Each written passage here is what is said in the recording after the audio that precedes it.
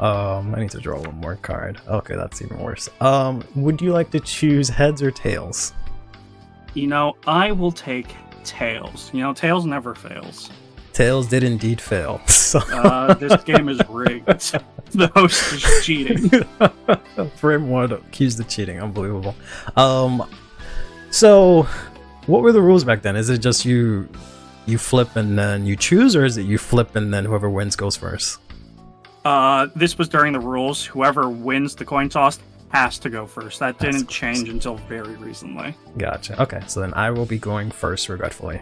We're already post-mulligan, and we're also now doing the original mulligan rules, which is instead of putting cards on the bottom and then drawing, you put cards back, shuffle, then draw, so you have a very high chance of drawing the exact same cards that you had before mulligan.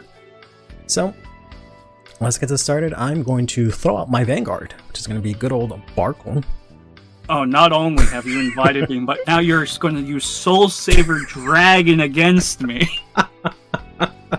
No. Well, I guess I can't complain. I too have Wizard Soldier Conroe, who is the legal starting Vanguard. There we go. Perfect. Alright, so then I will go first. Best of luck to you. Hopefully not too much luck. I'll draw for turn. I will ride into Lake Maiden, Lien here. My Barkle is a Forerunner, so I'll call him out. And then I'll go to main phase. Let's go ahead and use, what is this button again? Liel to rest herself. Discarding. Discarding. Nah, no discarding for you. Doesn't want to use a skill. Discarding. Okay. How do I make this work? Let's try mill and then discarding. There we go. Discarding a card to draw a card that you did not see. Pass turn. Totally did not see. I'm not looking at it at all. Alright, my red face. Stand and draw. That was probably one of the best draws I possibly could have gotten. Oh boy. However, I'm going to ride the weaker version. Standardized numbers come and win. No, Soul, I would like to forerun. No. One to pass sounds good to me. Okay. Wizard Runner comes back. Flame of Hope, pretty good. But we are going to Dragon Monk Gojo, who is Lien, but for Dragon Empire. We're going to just hopefully draw into the main unit. That's not that. Okay. Off to a good start. Battle. 11. I will have to no guard. Go ahead. Alright. Heal trigger. I go to -1. Yep. I'll take 1. Those are the overalls, right? Yeah. Nice. Crit power. Yeah, -1. Yeah, turn fast. There's not much I can do. Fair enough. I'll stand and draw here. Interesting. I'll ride into Knight of Silence, Gallatin. Pretty good. Vanilla Beat Stick still viable right now. Yeah, how about 2 of them? I hate this game. Please stop, sir. Let's go into 2. Oh, I'm sorry. I meant let's go into 3 of them. Mom, come pick me up. I'm scared. Let's give you a nice 10. We are gonna aim for defensive. Okay. Wow. I'm that skilled. I am the one with Cycloria. Wow, unfortunate. I guess I'll have to swing with Vanguard now. 14. Yeah, I'll still take this. Go for it. Okay. Check. Draw trigger. Well, everything has gone to shit. Draw power to rear Gallatin. Draw 1. Alright, simply we will get another one. Nope. But you will get another damage, perhaps. Hey. No, they're not gonna do that. I would like to guard with my card, please. Yep, there you go. Right. Fair enough. Alright. I'll pass turn on that. Alright, you're no longer needed. You can go to drop. Okay. Reason why. Okay. Not bad. Okay. We are going to go into our own Vanilla Beat Stick. Ooh, okay. And call another Vanilla Beat Stick. Whoa, okay. What is this, a quick start? Quick start trial decks? What's going on here? Yeah. We are going to, in main phase, use Gojo. Sure. I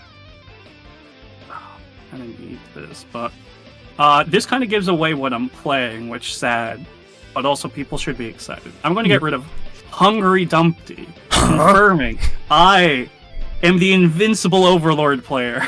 Unbelievable. You can't use cards of different clans in one deck. Of course I can. Those rules haven't been established yet, and won't for the longest time. Unbelievable. God, I am in such a bad position. No idea.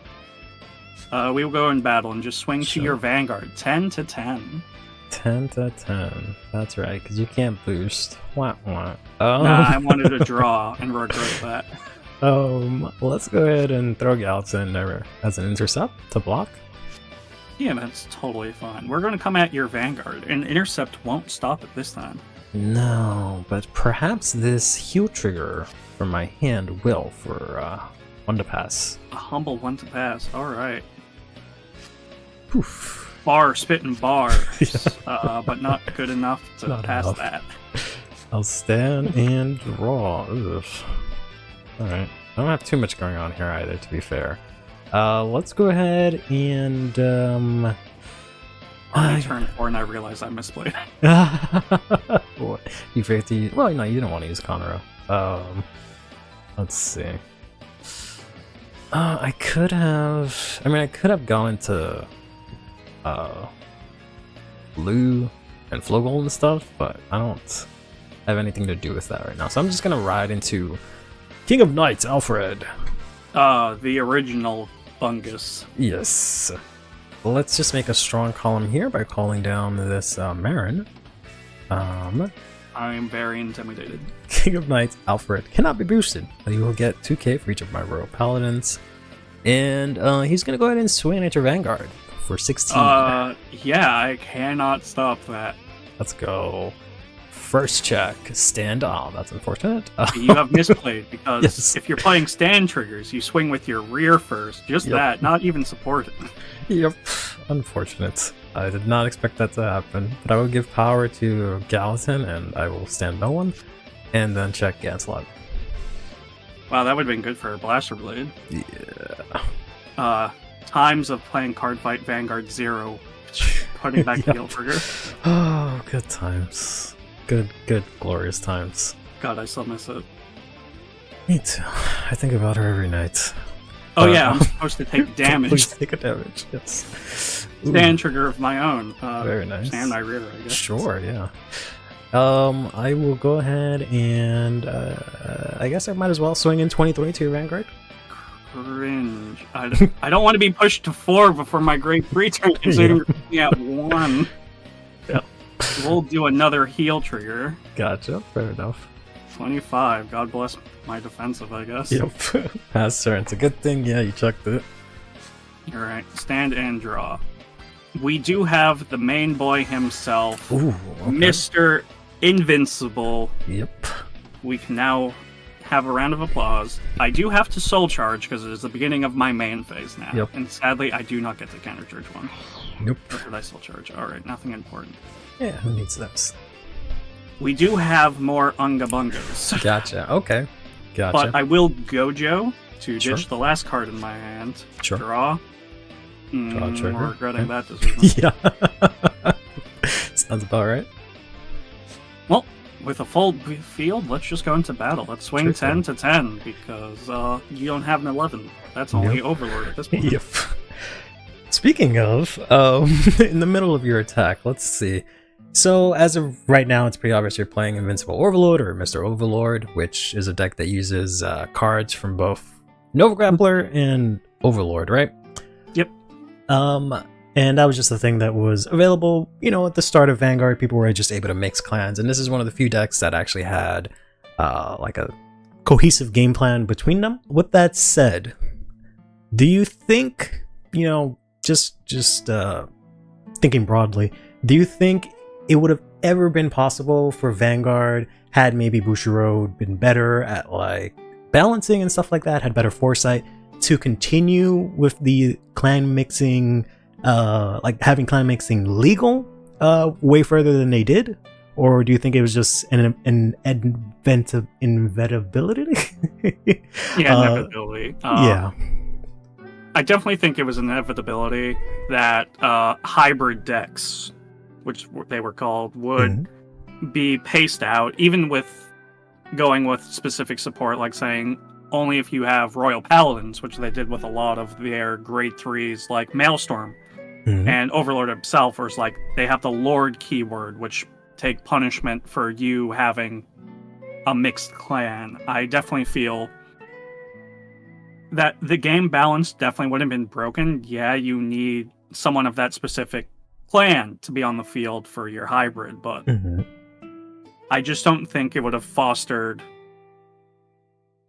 a good environment further down the line. Because if you could imagine, let's just pick on Angel Feather. They're not out yet, but they exist. Just being able to shuffle your, damage zone as a secondary hand while having something highly aggressive on board too is just too much to hold and balance. Like, no, we just wanted this to be Angel Feather. Meanwhile, this mixed clan is going, I'm now tier 0 because you allowed me to touch this. You can't really do anything because I'm still playing Angel Feather. I'm still doing it as intended, but it was fun. I definitely think it was a way to get into the game. Like, you could mix and match. You didn't have to have effects like you see on your before. You have Marin, you have Galatine, but that Marin easily could have been a bar. I agree. I think it was bound to happen, even as early as, maybe not as early as this, but like even the very next set, I feel like Busho started noticing like, oh, this might be kind of an issue here, so.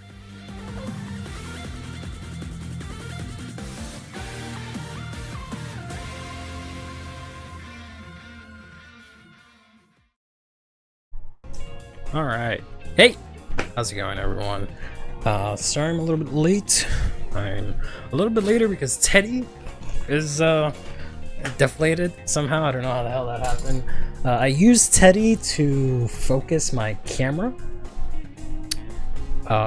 Since I'm using manual focus, since my camera likes to be crazy, and that's just been the easiest way that I can do that.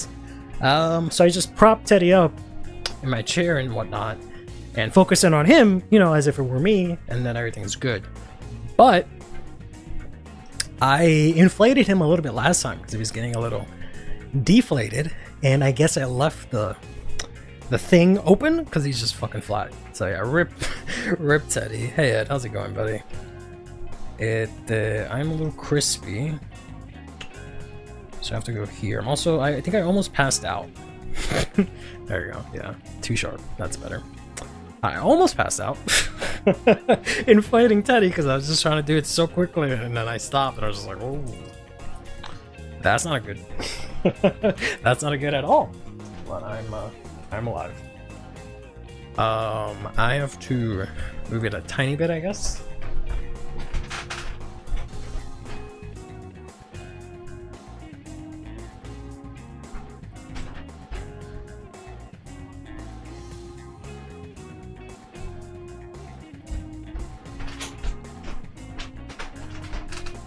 All right, there we go. I might have made it worse. So let's go that way.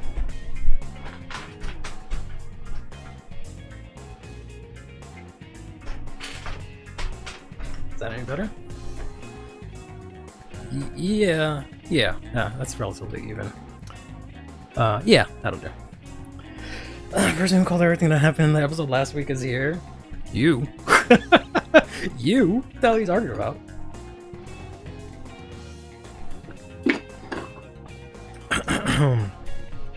I never got a chance to clip it, but I'm pretty sure we had talked last week about a certain person suddenly waking up and then the next season of the anime being fucking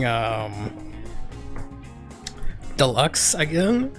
And I'm pretty sure we said those exact words, or I said those exact words, and well, yeah. Future God is not mean to erase. I mean, I don't know if I said that was gonna happen. I just said I wanted that to happen because that was the question. I don't know if I said that specifically was gonna happen, but yeah, no.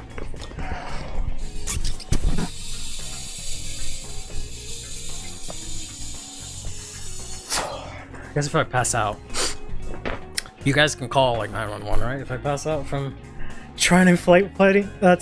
petty. Hey, Click, how you doing? Happy again belated birthday.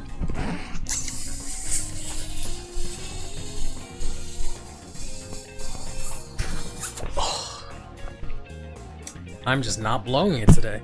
I'm usually really good at blowing it, But today I'm just not. Unless there's a hole. it's possible Teddy has a hole. Because this is really old. I have no way of checking right now because I have to like fill it up and run it through water and whatnot. But yeah, no, usually I'm blowing shit all the time. Like, I try my hardest and I just blow everything. but today I just cannot blow. I don't understand what is my deal.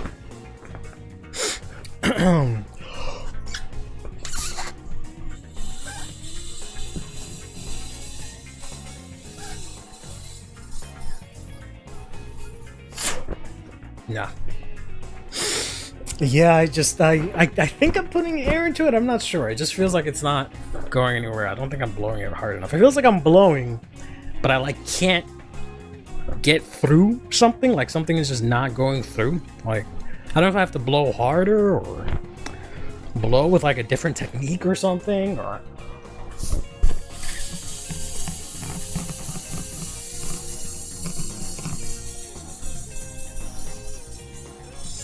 I might also just not have any air in my lungs from blowing so hard. But I think I think he's actually starting to inflate now. Okay. I heard blow everything. Yeah, I usually fuck everything up. But I don't know what you guys are talking about. But you made a $19 drink from Starbucks for free? Jeez. That sounds illegal.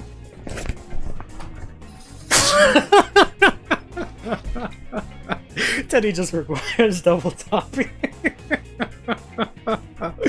Oh man. Maybe faster. I don't know if I can blow faster. I don't think I'm capable of doing that. I'm more like slow and steady and consistent. I don't know about fast. I'll try and go faster.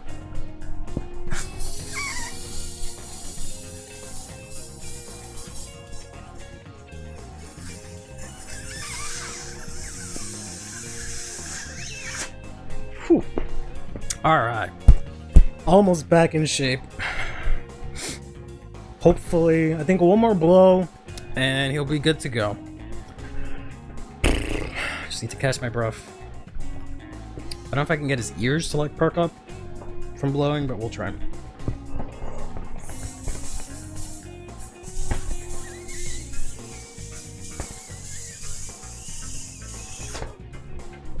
Okay. Yeah, I was just thinking that, like, That is something that could happen because this thing is as old as I believe I got this for the special edition of Persona 4 Arena? That's probably the case because I never bought a physical copy of Persona 4. But I did buy Arena, and I'm assuming that's where this came from because I never had Golden either. So it must have been from that. And that was like 2011. So he's like 13 or something years old, but no, he's in good shape now. No. There we go. Alright, all that blowing went to good use. And now I just need to catch my breath so I don't blow this stream. Whew, man.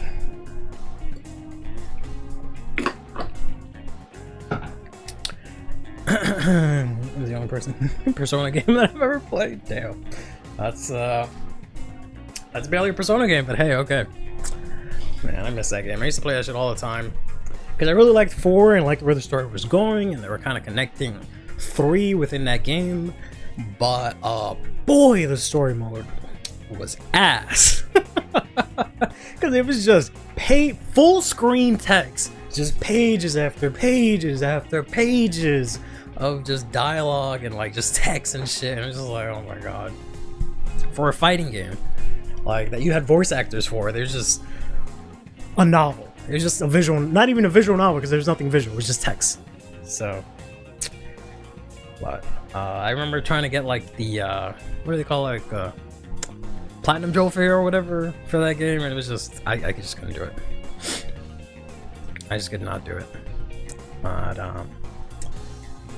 all right, so yeah, no, we can get started pretty soon once I catch my breath. All right, I just have to make sure this is working. Excuse me. So yeah, we'll talk about the reveals for this morning, which were Grandpa Danger, everyone's favorite grandpa, I guess. We also have the English, Boucher Road English conference for autumn to go over, and then we have the anime, the final episode of season 2 of Divines to go over. Speaking of things only Grandpa remembers, what's up, fellow old man? What you, fellow old person? What you got for me?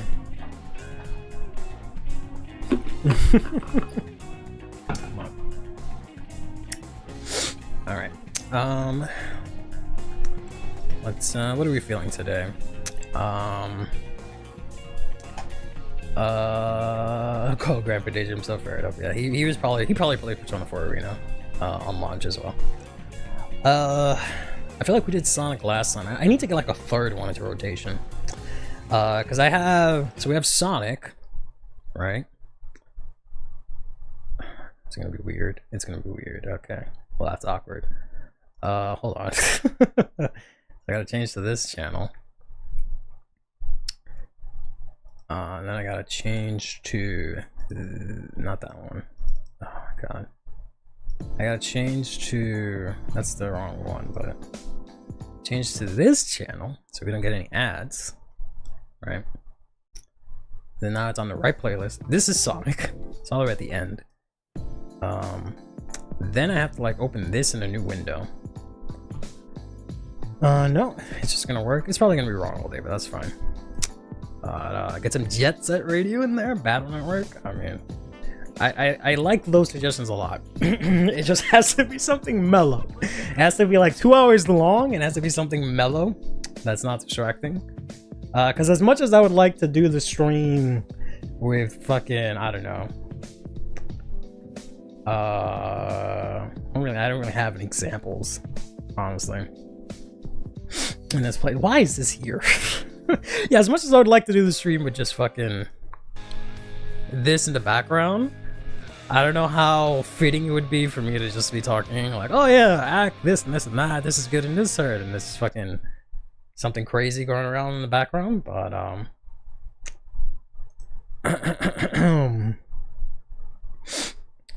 whew, I mean, this is probably a better example. It's probably the most loud song I have here. Like, here? Like, yeah, I can't really play that in the background, but let's go back here for a second. Lo-fi beats the card review, basically, yeah. Question, what is my dream? My dream what exactly? What's my dream match in the anime? That has occurred? Or you mean that I would like to happen? There is this one Mega Man Battle Network Overworld song that I like. Let's see if we can find that. Mega Man Battle Network. I believe it was 2. Cyberspace is probably what it was called.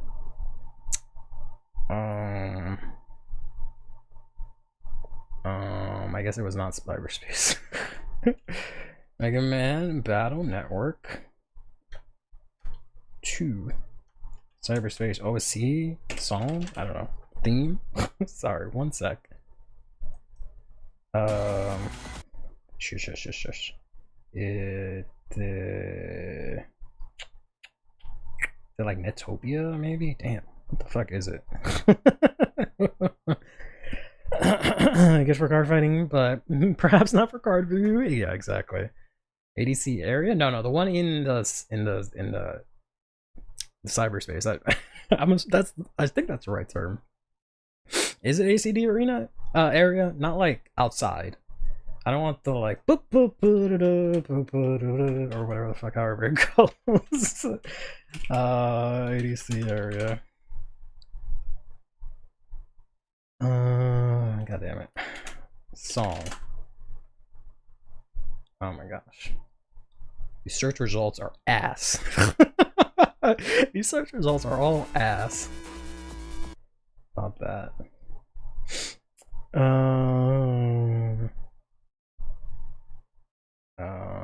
Sorry.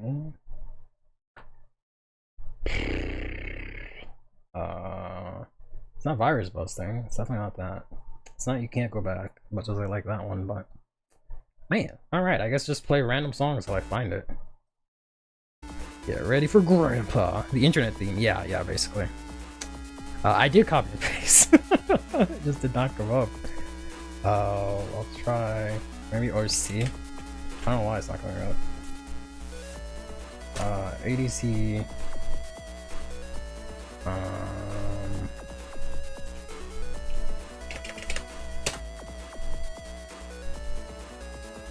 I don't think it's this. Yeah, I don't want that. I specifically don't want that.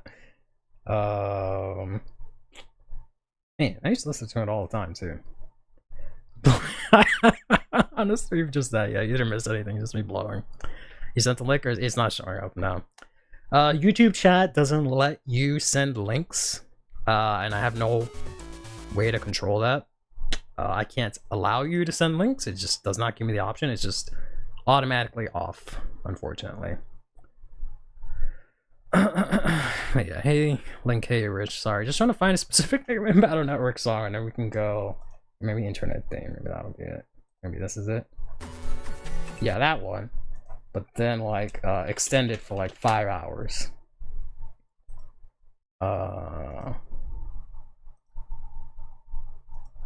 Perfect. Hopefully it's the right one. Yes, perfect. Thank you. Now let's see if I can. Can I find it? Can I go even longer? Can no one? Can anyone have like a 5-hour mix? No? Alright, fine. I'll just play for 30 minutes and then play it again. Yeah, I was just blowing it.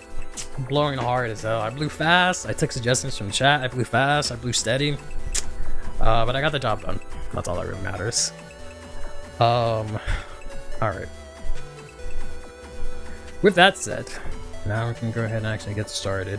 We're gonna lower this a smidge because I know the like chiptuniness of it comes out really loud sometimes. So alright. So yeah. Before we get started with the reveals from this morning, all out other jazz, we have the cards of the day. Brought to you by a collab that we may or may not get. So first things first, we have ourselves here the Korokoro comic, which is actually going to be the over trigger for the Korokoro set. We're gonna be talking about this set a lot for a while, to be honest. So buckle in. What the fuck? Why doesn't it have the explanation? Okay, it must have gotten missed. Fuck me. Everything got fucked up. Today's the best. Unbelievable. Good explanation, good card. It's just not there. It's just not there. All right, cool beans. So just take my word for it. I actually know the effect of this. Pretend I know Japanese and I'm just translating for you guys, right? Because it's just missing a slide. So this is the over trigger for the Korokoro collab. It does the usual thing when you check it as an over trigger. You give 100 million damage. 100 million power to a unit. Draw one. Remove it from the game. Then if you check it in your drive check instead of your damage check, you choose one of two things. You can either give one unit a crit, or you can give one of your standing units the ability that if they at the end of the battle they attack, they can restand till the end of turn. So this is literally the red overtrigger and the blue overtrigger combined into one that you can just choose whichever the fuck you want at whatever point in time, right? And that's kind of insane. Like, what's better than one overtrigger than having the power of two of them that you could choose in the appropriate situation? That's pretty crazy. And it is a common. So you know how we had to pay like $5, $20 for our red and or blue overtrigger? This is gonna be a common card. That's That's insane to me, to be honest. But yeah, basically purple, red, and blue. I'm just going to play this ulti in my deck and pretend it's legal. Yeah, just pretend that the rest of your deck is Kodo. Yeah, unfortunately, this is its nation is only Kodo, so you can technically only play it in a Kodo deck. But yeah. Yeah, exactly. We have the purple Drank ulti, but this is purple ulti. This is different. But yeah, this thing is kind of insane. Just the fact that it's a common alone is insane. Imagine an overtrigger that's as strong as the overtriggers we have now that are $20-$40, and it's a common. Okay, cool. Thanks, Sim. I can play those. Excuse me, after these finish. Let's open this one. Let's open this one. Can't say I remember these off the top of my head. Did I open the same one twice? I opened the same one twice. Okay. There we go. And which one am I listening to now? This one. I did not open the Network 3 one because I clicked the same way twice, I guess. There we go. Yeah, I don't remember. I know 3 I didn't get to play as much. 3 is one of the ones that I know everyone really likes, but I didn't get to play that one as much. I played 1 more recently. 2 I've only played 1 time, and I've recently started playing it, but I never actually beat it the second time. 6 I really liked. 5 I played multiple times because that's my favorite, and then 4 I played multiple times because you kind of had to. But anywho, the new Divine OSTs finally uploaded to YouTube the other day. Yeah, in the Discord. I posted a link to a drive that lets you download all the songs. Oh, yeah. But I love playing 6 competitively. Yeah, that's what I've heard. But I just really like 5 a lot. That's just my all-time favorite. It's definitely 5. But all right, we can move on from this disaster, and the rest of the stream will go super normal. God damn it! I swear that was unplanned. So pretend this says Dragon Empire. Okay. Next we have here Mesa, I guess, which is just going to be the PG for Kodo. This is their dual nation PG, so it's just Kodo / Dragon Empire. I believe this means you can play this in any deck that is either Kodo or Dragon Empire. It doesn't have a restriction, which I think is cool. I don't know why they didn't do that with V-Spell. The V-Spell PG is only V-Spell. But here, if you don't want to play the Kodo deck, you can play your Varga deck, and you can play this PG in it. Is what I'm assuming here, because I don't see any text on the card that says you can't play this. But that's cool. That's what they should have done from the beginning. I'm glad they've been embracing that kind of stuff, because that's kind of what Shadowverse does. Is that like they just introduce collab cards, but you just play them in main deck instead of them only being their own thing. So that's really cool. Yeah, it doesn't have any of those weird V-Spell restrictions, which is something we'll also see somewhat later on with the other cards as well, right? But there is one for each nation here. Oh, there's the Dragon Empire run. I don't know why I have 2 of them. Fuck me. But there's one for each nation. So here's the Dark States one. That looks crazy. The more I see of this manga, the more interested I'm in it, right? But here is the Dark States one. No matter how many times you retry, it will always... this set is called Deck Pack Sets, because 1 box you can build 1 deck. 1 box you can build 1 deck? What does that mean? Then we have the Brancate one here, the price of the contract. Sorry. Which just has black on it, and I don't know what the hell's going on there. Then we have ourselves here the big adventure with everyone, which is the Catcher Sanctuary one. Then we got ourselves finally the Stoic Care one. It's a breeze, which I'm gonna order like 50 of these. I'm gonna try and import 50 of these from Japan and send them all to Azim, because I know he hates the but we'll see what we can do about that.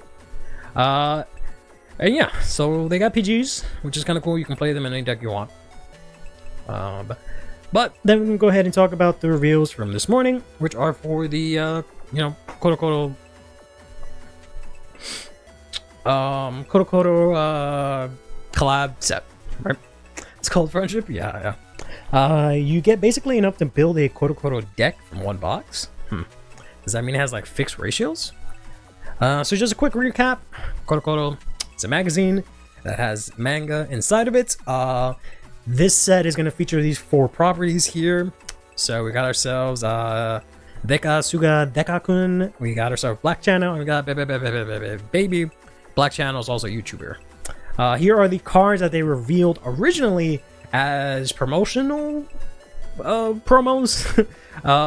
These are technically, I guess, upgraded versions of the original Quick Start deck bosses because they all have the same name as them, so they can use their support. Deka here can't attack, but he's an ATK base. You Soul Blast 1 for him to be able to attack the end of the turn, and then you Energy Blast 3 when he attacks to get a crit, and then you can Counter Blast 1 to get a drive. So you play every resource just to be able to have this fella do literally anything. Then we have secretly introducing us from behind Welser's back #BlitzCoBlack, which is the insane one that you've been seeing topping in Japan because it has the name of Welser as well. So not only is this an Astrum card, but it's also a Welser card. And pretty soon, this will get black cards, right? Cards that need your Vanguard to be black. You're going to be able to use them with this guy as well. He has 2 insane abilities. First of all, you can discard 1, activate a product. And if you have 3 or more set orders in your order zone, you get triple drive. And when it attacks, you Counter Blast 1, choose a rearguard, and restand it. So 2 really good abilities that you've been seeing made use a lot of. But you get basically his impression is just people doing favors for each other. Wait, am I supposed to not like for night stuff? Yeah. Cards that need your Vanguard to be black. Yep. Lyrical Monastery will stay without a Koto Koto boss. Yeah. I don't remember who it was that came in last time, but they said that it's because right now, currently, Koto Koto doesn't have any like female any manga featuring female protagonists or anything like that, which is why there isn't any, which I think is kind of dumb, because what they did instead is that they use art from like an older series. Just fucking use that series for a lyrical boss then, like, but it's whatever, it is what it is. Watching, don't cancel. Yeah, please don't cancel me. I said what I said and I mean it. But then we have Takahashi Clean to Cristianos. See how I ate the coma there? This has 2 skills. You Energy Blast 3, look at the top 7, discard 1, then shuffle. If you have a Blitz Order in your drop, this unit gets triple drive. If you have 3 or more, 4 or more, the Vanguard gets the ability that your front row gets 5k. Then at the beginning of battle phase, you CB1, call something from drop. If you have 4 or more Blitz Orders, you call 2 instead of 1. Right? Then we have the other 2 here, Grandpa Danger and all great achievements require time. So we have Grandpa and then Chrono here. Their promo cards are saving everyone from Oslergeist, Chrono Makimodoshi, who just says when it attacks a Vanguard, you CB1, put a rearguard to soul, choose a different rearguard from your soul and call it out, and get triple drive, and that's it. Then Grandpa Danger says that all your grade 3s, or Triumph Dragon user, Grandpa I should say, says all your grade 3s get Intercept and Shield, and when you, in main phase, you can Counter Blast 1, discard something from your hand, choose a Triumph Dragon to call it from your drop, or no, choose anything from your drop and call it, but if it was a Triumph Dragon, you get triple drive. And then finally, at the end of the battle, this unit attack, if you choose a Triumph Dragon, you can pay the cost of literally saying the words, I said, stand up, and then your Triumph Dragon will restand and get 10k power. Right? And then we have this whole product, which is going to have this new nation of Koto Koto, that you can, it'll have, like, I think it'll have a deck product? I'm not really sure. But yeah. And then we learned last week that they're also going to have reprints in this, ×2. So we have ourselves here triple rare reprints of the 11 cyclers, including Stegria, and then we have ourselves rarer versions. These are Koto Koto rares, I guess, of the same card. So they have multiple printings of the same card, of the same reprint in one set, which is insane. Women answerable tag, we don't have that yet, unfortunately. Unfortunate, but it is what it is. Alright, yeah, that's that. So I have to... Okay, I think it's showing me the right metrics. It should be fine. It should be fine. It should be fine. I guess you're in for more bloody fight, unfortunately, instead of, I guess, women. Then, next, my dog is barking. Probably the male lady. You know, it's crazy late, but... I guess let me check, hold on.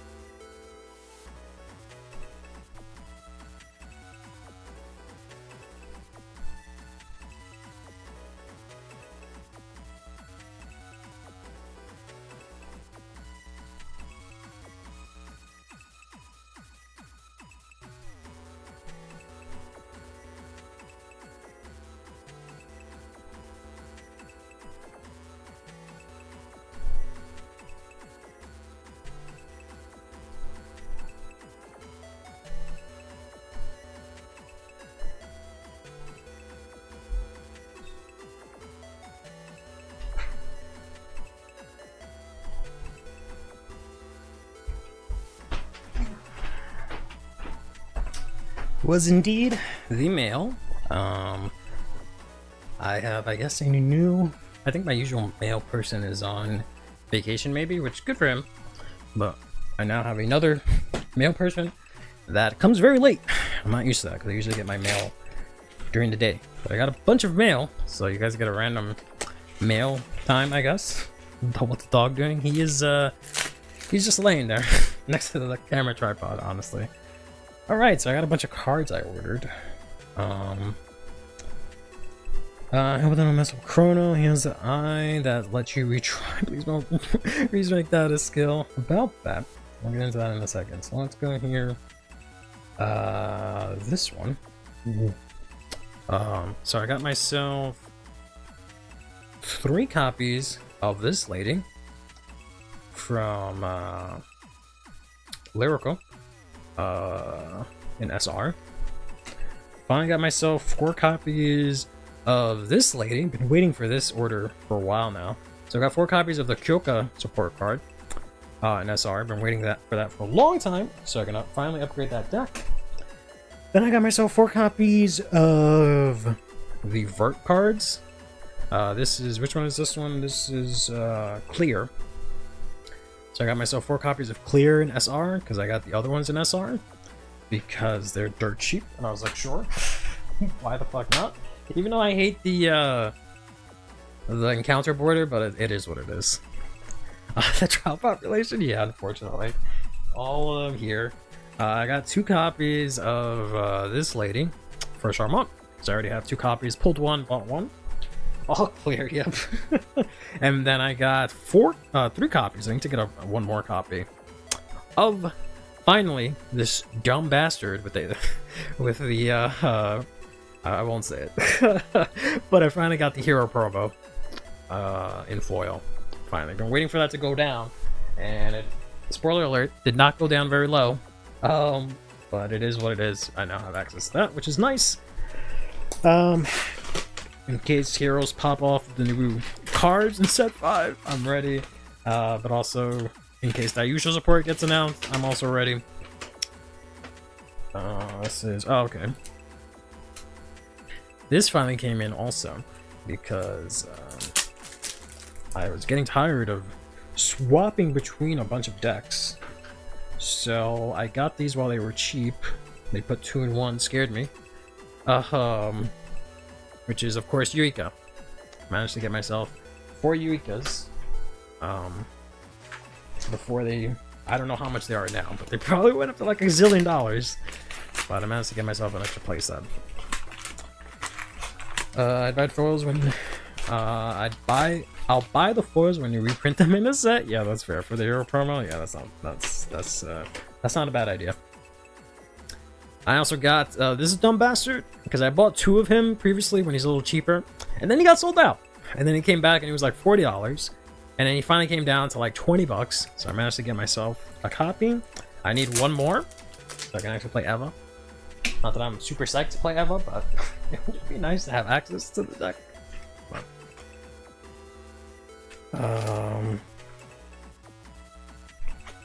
Only my Dark Jewel deck before people buy up other cards. Yep, I would not be surprised if it started, honestly.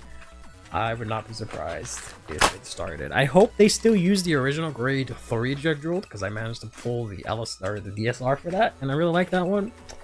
But it'll suck if I can't use it. Okay, cool. And then I can now play Eva, because I got the second copy. So now I have 4 of these. I just need 2 more that I got in the mail. Alright. I think that's everything. Cool. Alright. We'll just do the stream like this, right? Close up on my face? No, that'd be really weird. Maybe if I was a little prettier, we can do that, but not now.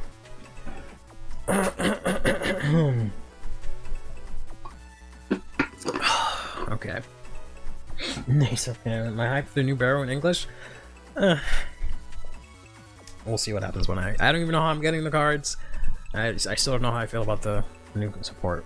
We'll see how it is.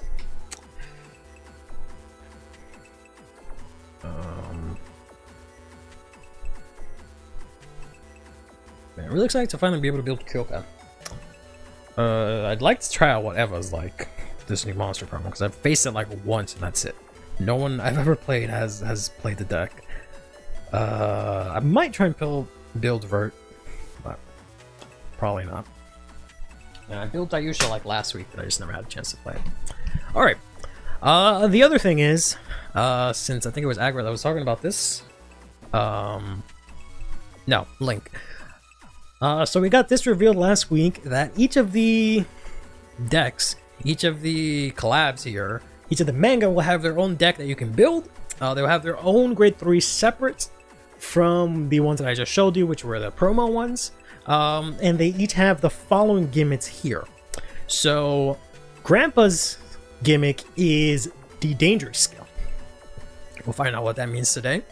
And then we'll find out what Chrono's retry and version up gimmick is, I think on Thursday. And then I believe this, or maybe Tuesday, I don't remember. I think they're doing it in order, so we should find out Dio, but I don't think they remember mentioning Dio, but I feel like we're getting Deca, but maybe I'm wrong about that. I'm probably making that shit up. I'm pretty sure Chrono's next. We'll see. If I had the power to go back in time and warn Bushi of one thing, what would it be? The quick start deck bosses, I think. No, well, alright. I guess if I really wanted to, I would go back in time. Let's see. Because the thing about this, about going back in time, is that presumably I'd be able to go back in time with all the knowledge that I currently have, right? So it's not a situation where I just go back in time and everything just continues, right? And nothing changes. So presumably I go back in time in the current state that I am. I travel backwards in time. And I'm in a position where Bushiroad will actually listen to me. I think their biggest mistake was probably V, right? I think that would be the thing I would have to correct. I don't know what would happen to Vanguard if V didn't happen. But I guess if I can go back and make V not happen and tell them about it, how it ended up, maybe that'll work. But yeah, I think that would be that'd be the choice I'd have to make, right? I think that seems like the right answer. But I don't know what would happen if V did not happen. So maybe they would have just given us overdress? No, I don't know. Obviously things would be completely different, butterfly effect and all that jazz, but yeah. Grandpa is dangerous skill because he teaches safety on the manga. Yeah, it seems like I did a little bit of research, and it seems like, yeah, his manga is just about him teaching his nephew, I guess, or his grandson. I think it's his grandson, about how to essentially the dangers of the world, even if some of it he causes it. But next up, we'll get started into the actual reveals. So we got Grandpa Danger here, who is a starter for both Kodo Kodo and Dragon Empire. So once again, you can, we're already seeing this with the Vispo cards, but you can play this in any deck that you want, which is nice. If you like the manga, you can use this as your starter. I think that's cool. I like that a lot. I have to add him to the tier list. I already have the square, but I just didn't have time today to add him to the Dragon Empire tier list, unfortunately. But then we got ourselves the grade 1 here. The best Dragon Empire starter, maybe. We have ourselves the grade 1 here for the right deck. Can I have 20 yen, please? Grandpa, who just says act on Vanguard once per turn. Discard a card with the dangerous skill from your hand, draw 1. Then if you went first until the end of the turn, you can attack. Even if you went first, and get drive -1, which is kind of insane. You can technically use this in any deck, right?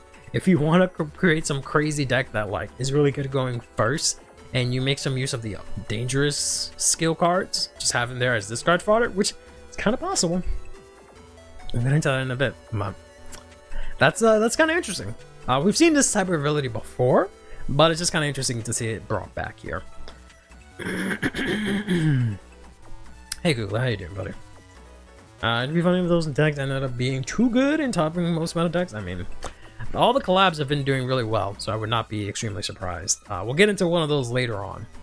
Redeem High Dear Water, sure.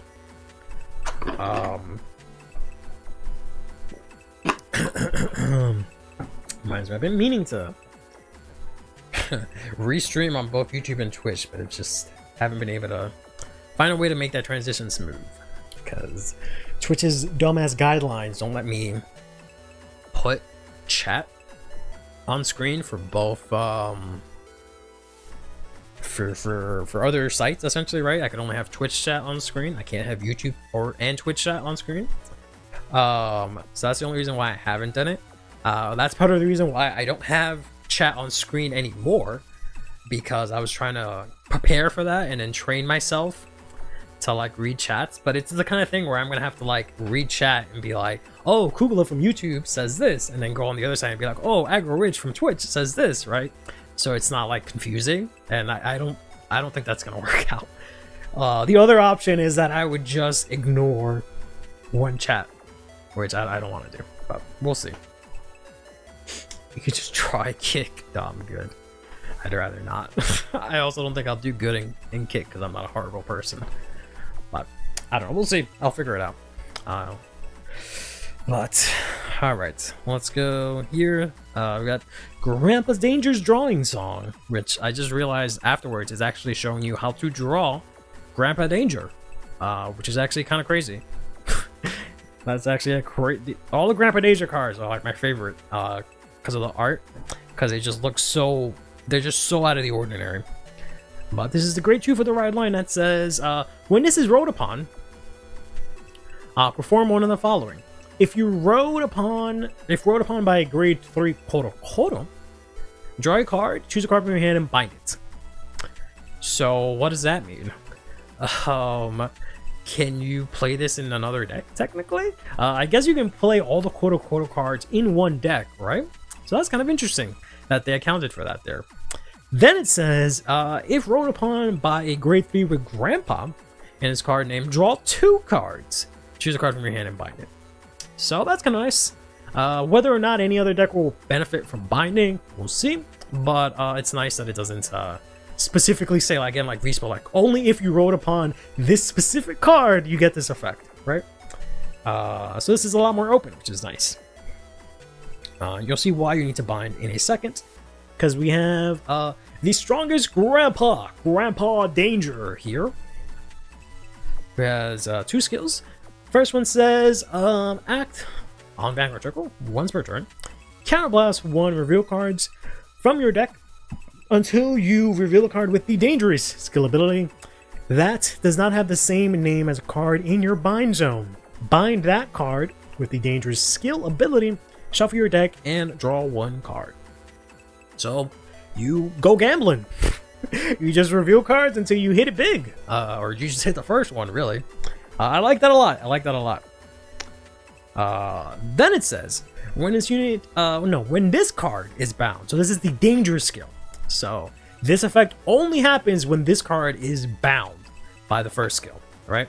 So when this card is bound from the deck by the ability of Vanguard or Grandpa in his card name, choose one of your Vanguards, and it gets that at the end of the battle, at this unit attacked, you pay the cost of, say, stand up Vanguard to stand this unit, and it gets -1 drive to the end of the turn. Until the end of the turn. So, yeah. I really like the way this works out, because it's just like you kind of gamble. Bop, bop, bop, and then you hit a card and bind it and you get that ability. I don't know, I haven't read too much into it, but I don't know how you clear up your bind zone, because it says with a different card, basically that you don't have in your bind zone. There's only 3 cards that have danger skills, and I don't know if there's a way to remove it from the bind zone.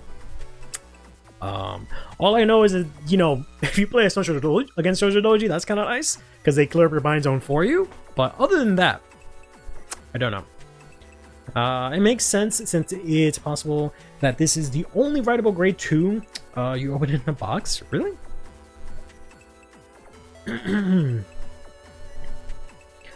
So much Grandma is a Joy Wheeler deck? I mean, in a sense, yeah, kinda. I heard Curly's interested in a new VR headset. I don't know about all that. I don't have a casual $3,000 just lying around. But, then we got ourselves here the grade 2 Victory Grandpa, who is a common in the set. What rarity is this? This is a triple rare. Okay, and I guess the one previously is also common. Yeah, these are all commons, and then no rares so far. This is a common. Victory Grandpa says $200 more exclusives than the PS5. Probably, not gonna lie. PS5 doesn't have Stellar Blade, or I should say, your VR headset doesn't have Stellar Blade. So, I think I'd rather still get. No, I'm kidding. Which is a VR version of Vanguard? I mean, it might be. Probably not. Community's not big enough for that kind of effort, unfortunately.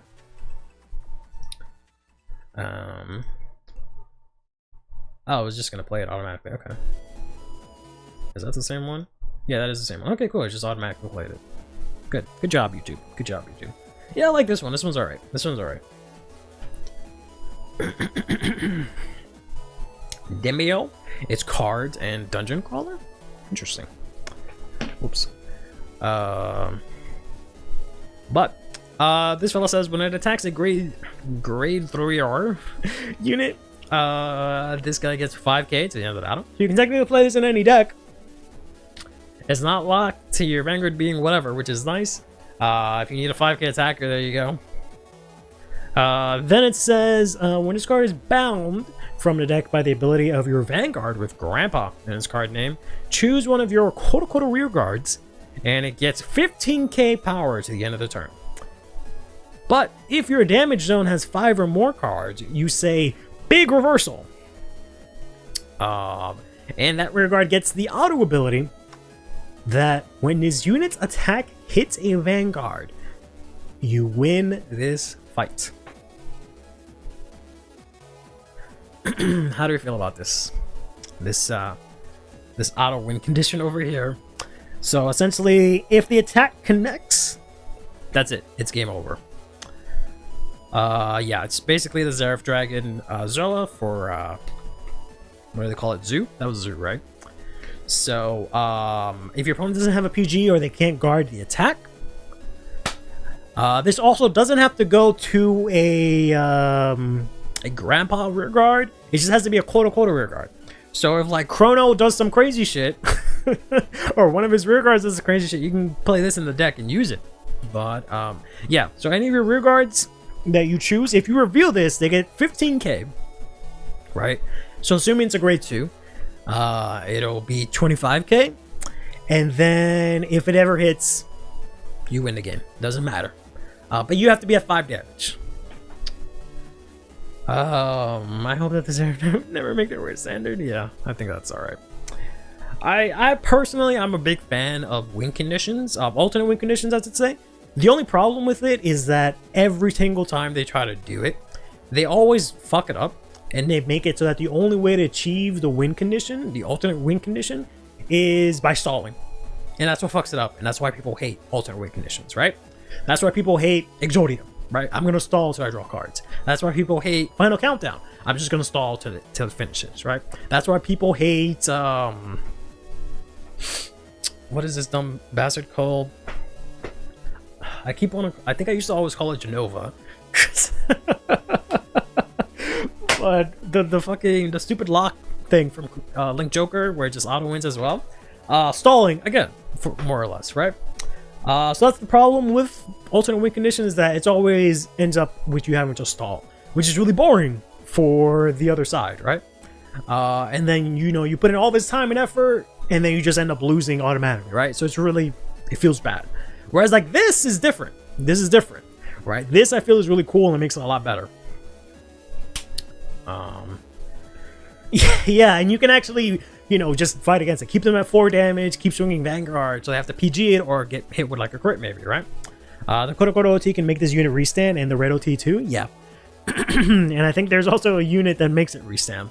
So yeah, so you can technically check this in main phase, give it to one of your rear guards, swing with the Vanguard, check the red OT, give it the red OT, and then it can swing with 100 million for game twice. So regardless of the damage, right, your opponent has to PG both attacks. They can hit their own OT, they can heal, does not matter, just instantly.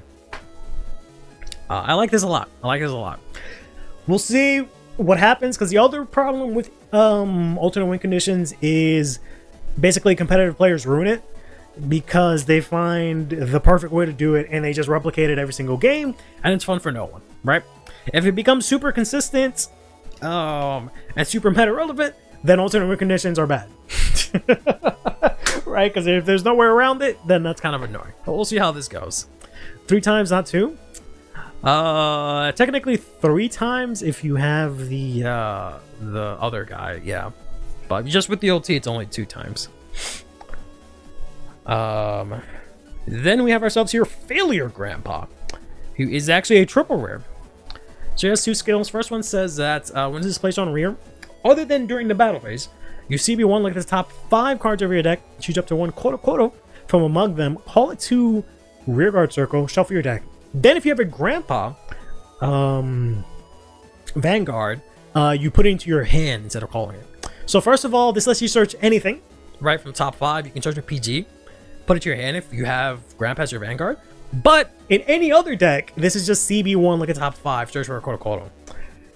Also, it is not locked to your Vanguard being Kodo. So you can technically play this in your Varga deck, throw in a couple of Kodo cards. I know, whatever, but it's possible. And that's insane, right? That we can actually play collab cards in main decks, because there's no restriction on your Vanguard being etc., right? So that's cool. Fighting against his plot armor. He just miracle heal somehow. And you already have a grade 1 order that does the same thing. Yeah. So speaking of that red OT, right? We can, or just the OT that they have, right? We can just thin the deck pretty crazy now. Pretty easily. So really good. Then this says, this has 3 effects. The second says that when it attacks, you can Soul Blast one to get 10k power. So if you give this one the skill, it becomes 35k, which is a lot harder to guard, right?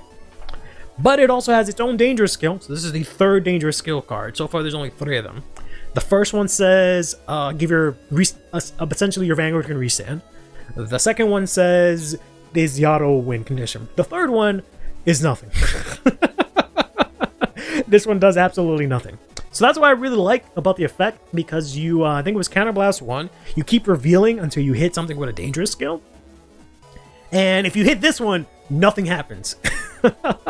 So you can't use the skill for that. You can't like do again, CB1 to search again, that's it. That's your dangerous skill for the turn, right? This one does nothing. And you have to use this card, because the first effect is insane, right? Both effects are pretty good, but the first effect is insane, so you're just gonna not play it, and there's no other dangerous skill cards as of right now, right? So otherwise you're just gonna kind of whiff, maybe, but... Actually, let's take a look at that. Hold on. Can I just, like, not play... Hold on a minute.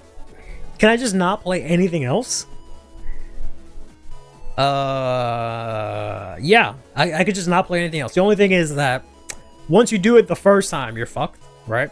So you can literally only play the Victory Grandpa, use the skill, reveal it, hit, go through your whole deck, play one copy, hit it, but then it gets bound, so then you cannot do it again, right? So if there's something that lets you put stuff away from bind zone, then you know that might be something crazy. But as of right now, you kind of have to play these. But I like the way this deck is turning out.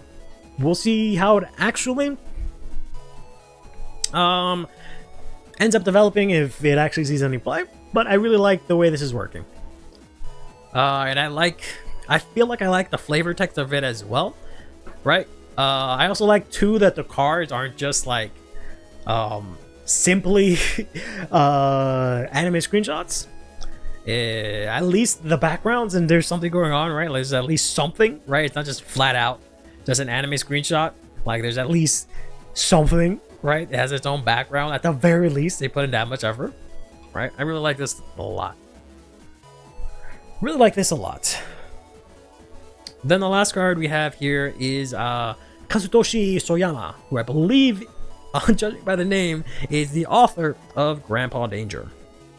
I would imagine this is the Pringle guy. I mean, essentially, you can. They look exactly the same. Honestly, that'd be kind of lit, right? In English, we have no idea who the fuck Grandpa Danger is, but we know the Pringles dude. Just swap out the art. Fuck the effect. Who cares? Just swap out the art. Problem solved. Copyright avoided, right?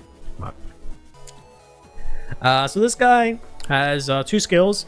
When is this placed other than by battle phase? If you have either CurlyHairedVanguard or Grandpa, you Soul Blast 1, choose 2 dangerous skills from your drop, put them on the bottom of your deck, put 1 on the bottom, call 1. Just to recycle it. Then it says at the end of the battle that this unit boosted a rearguard with a dangerous skill, if you have a grade 3 or greater Vanguard with Grandpa in its card name, and it has not attacked this turn, put this into Soul, stand the boosted unit, and this unit gets that unit gets 5k power. So essentially, if your Vanguard has not attacked, so you haven't checked the OT yet, you basically have to swing with the boosted unit first, right? Let's say you check Victory Grandpa, you then give the rearguard the instant win condition. Then you swing boosted. Vanguard has not swung yet. You trigger this, put it to Soul, restand. Swing again. 2 times, your opponent has to probably PG that. Actually, no. You keep it standing.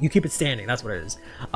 Then you swing with the Vanguard. So you swing with this boosted, restand it. Swing with Vanguard, check red OT. Since it's standing, you can give it the ability from the red OT. Then you can swing second time, right? Now they have to PG this, and then you can restand again, swing again. Now your opponent again has to PG it. So you can swing for literally game 3 times. But you have to, check the red OT. You have to be at 5 damage, and you have to specifically check Victor Grandpa in order for this to happen. But yeah, pretty cool. And so far, there's no way to empty out your bind zone from the cards we've seen here. So if you hit it first grade 3 turn, right? You hit Victory Grandpa, it gets bound, you're fucked. Right? Because you can't hit it again unless you get it out of your bind zone. Unless I'm misunderstanding it. But yeah, once you hit it, you can't hit it again because you can't hit something that has the same name as in your bind zone, right? So you need something to clear it out from your bind zone, or hope you go against Shoujo Doji every single time or something like that. Which is just kind of funny that they released Shoujo Doji and then they released Sacrifice Glass in the same set, which is a deck that instantly loses to Shoujo Doji. And they did kind of the opposite this time, where they have a deck that has a really good time against Shoujo Doji to an extent, right? Even if it I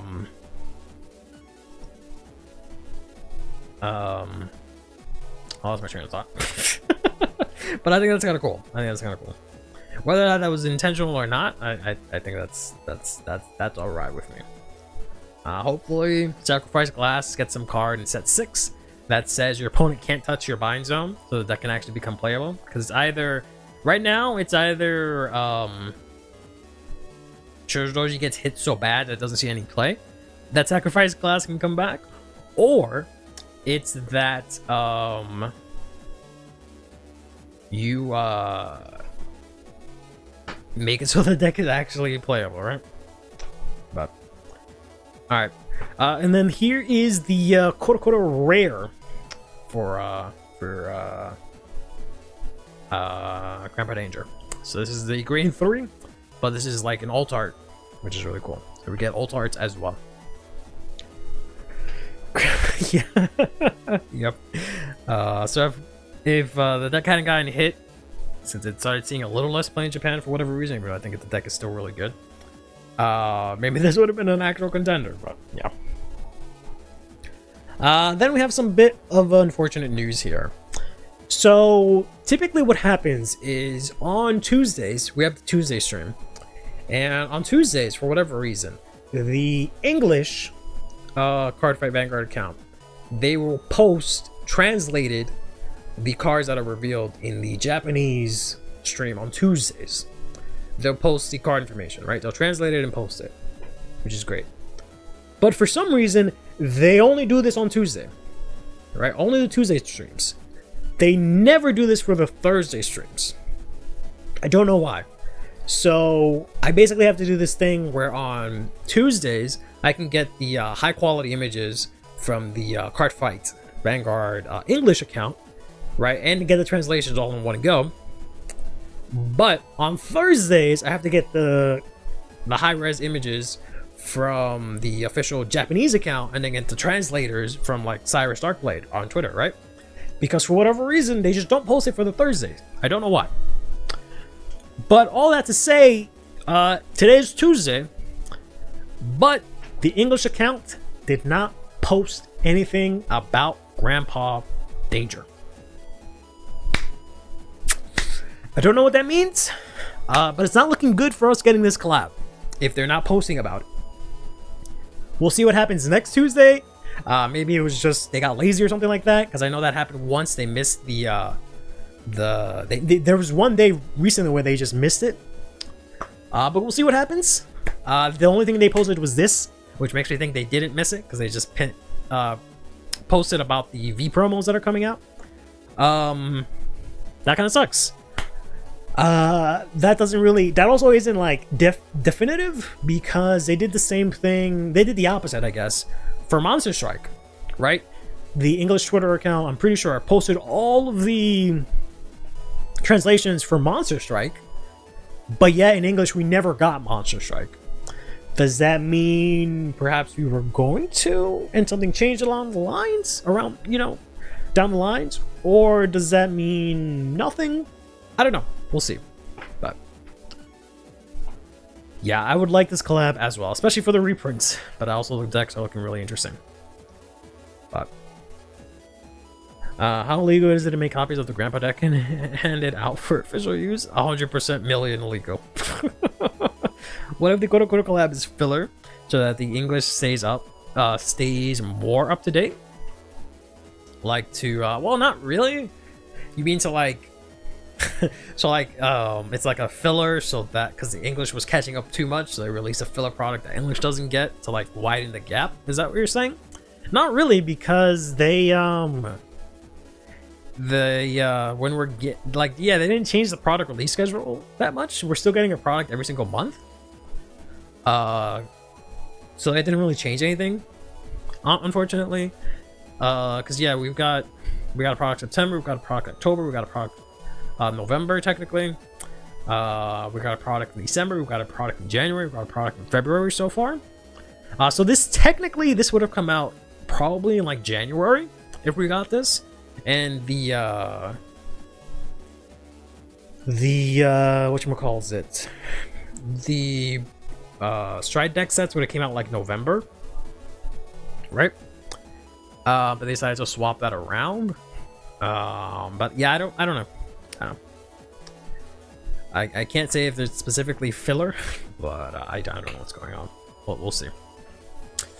But I'm just saying that, we'll find out next Tuesday if they'll post the translations. But the fact that they're not posting the translations might be a clue that we're not getting this, or maybe they just don't know. that we're getting this? I don't know. I'm just saying that, right? And then just, I guess, sort of as a reminder, there are quote-unquote rares that are basically silver rares, but they have a quote-unquote frame.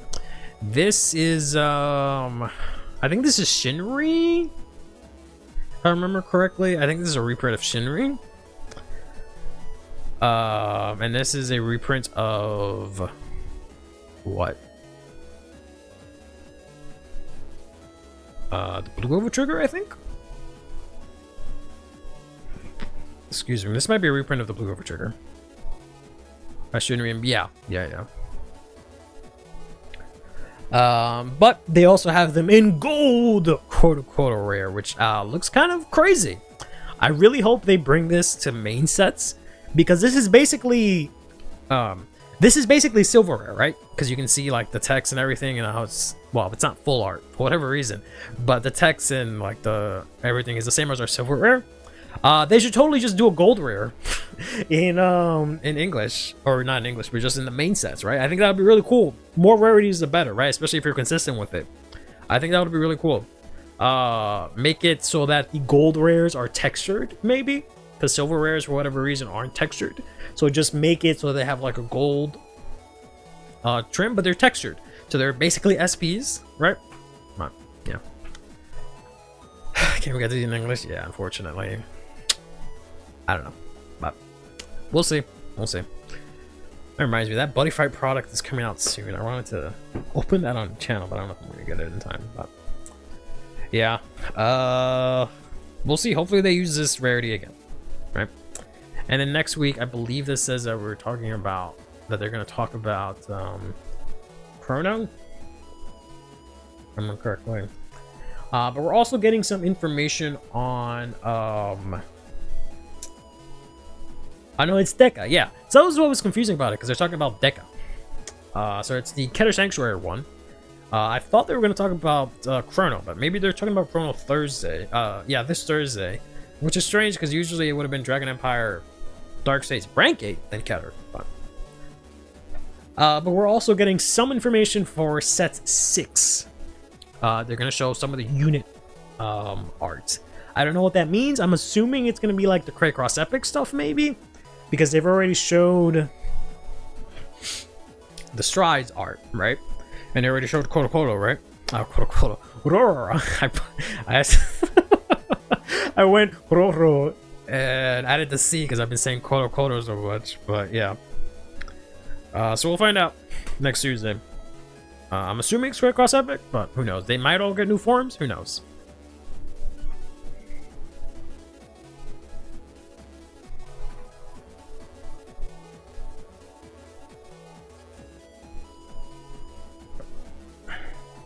Come on. All right, and that is that. So some quick reminders real quick before we go to the rest of the stream. Over in the drop zone, we'll be having a couple of different tournaments. This Saturday, we'll be having our third premium tournament. It's going to be at 1 p.m. Eastern Standard Time. If you like the premium version of Vanguard, please go ahead and check that out and sign up. That is happening this Saturday. Is it the week after? Yeah, the week after. Wow, next week. Next Friday, we're actually getting set 4 coming out in the English format. Insane. I thought we had a little bit more time. Oh god. To commemorate this, we have the return of Card Fight the Weekend. So we have ourselves 3 tournaments back to back to back on 3 different days the week after the set releases. So hopefully you have enough time to get all of your cards. This is going to start on Friday, 11/1 at 8 p.m. Eastern Standard Time. The next one is Saturday, 11/2, 1 p.m. Eastern Standard Time. And then finally, Sunday, 11/3, 4 p.m. Eastern Standard Time. You don't have to use only cards from the new set, but I do encourage it. That's kind of the point of this, to test it out and have fun. I have a couple more tournaments that I did not have time to get the slides for, but we'll talk about those next time. Drawing the SP Maybe we're gonna try and go quick shield. So it chills in the box forever. Fair. Fair enough, I guess. Mr. Rich Man. All right. Speaking of rich, I guess let's talk about the Bruce Road English Conference, Autumn 2024.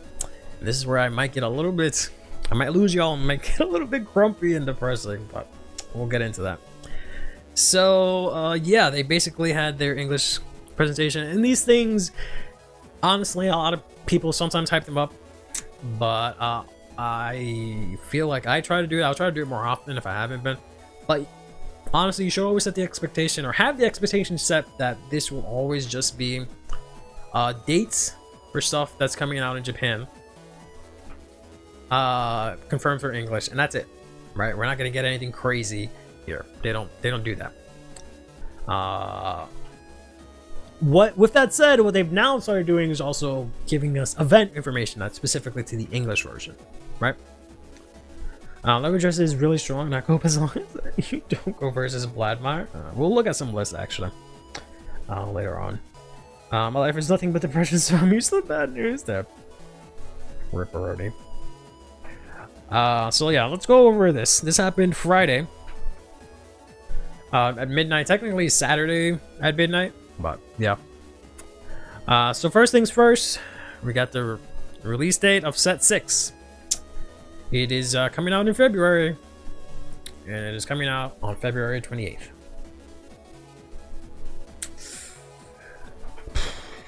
Kind of sucks. This totally kind of ruined my week. Among other things that were going on, but this was kind of like, oh wow, okay. And it's partially my fault. So to recap, why I'm bummed about this. So we have Set 1 of Divines came out February 9th in Japan. We got it 84 days later in May. Set 2 was in April. We got it 85 days in June, and that's kind of been the usual number, right? 84, 85 days, depending on which Friday it falls on. Then they threw a curveball at us, right? We got Festival Collection, came out in May. We got it in July. So very quick, right? For only 57 days between them. These dates might be wrong. No, they should be right. But barely 2 months between them, right? Usually it's like 2.5 months, but this is barely 2 months. Actually, no, it's closer to 3 months, actually. Yeah, it's usually 3 months, but this was a little less than 2 months. So that's crazy. Then for Set 3, they gave us the usual 85 days, right? June for Japan, but we got it in August. Same thing with Lyrical. It was July in Japan, and then it was September for English. Then Set 4 came around, and they threw another little curveball, because this was a little bit sooner, like a week sooner than usual. So, Set 4 came out in August in Japan, and we're getting it next week, October 25th, right? 77 days. So not much, but hey, you know, I'll take what I can get. Then we have ourselves a bit of an outlier, a bunch of outliers that, you know, threw everything out of whack. But this is the Stardust Blade set, the Regilla Star deck. That came out in June, right? It wasn't technically this, but it was basically that. That came out in June because it was part of Koto. We're getting it in November. This is 160 days afterwards. Quite a lot. Not gonna lie, quite a lot of time between that. But hey, it is what it is. Then we got ourselves Set 5, which just came out in Japan last week. And it comes out in English December 13th. So another curveball here. Another curveball. There's only 63 days here. So it's looking a lot like what we were looking at before, right? So I was kind of hoping at this point, like, hey, maybe they're trying to close the gap, right? Maybe they're, you know, God willing, trying to make global release, like maybe how they saw Digimon, their competitor Bandai, close the gap between Digimon. Maybe they're trying to do the same thing here, kind of deal, right? Special Series 2 and 3, that's the premium deck sets. Those are also super behind, right? Japan got that in September. We're not getting these until January 2025. SS04 is the Koto deck set, or product, I should say, you know, booster or whatever. That's coming out in Japan on November 15th. We're probably never getting that. I don't know. No clue when that is coming out, if we do get it. Then finally we have Set 6, who I was hoping would follow the trend of Set 4 and Set 5, right? Nope. We're back to the usual release schedule, 84 days. Japan gets this in December. We're not getting it until February. Japan gets this right before winter starts. We're getting this just about when spring is about to begin. To put that into perspective, right? Winter begins December 21st, and spring starts March 20th. So almost an entire season apart to an extent, right? Which is kind of yucky. 2022, whoops, that should be Imagine. 2025, there we go. Imagine we got it back then, that'd actually be insane.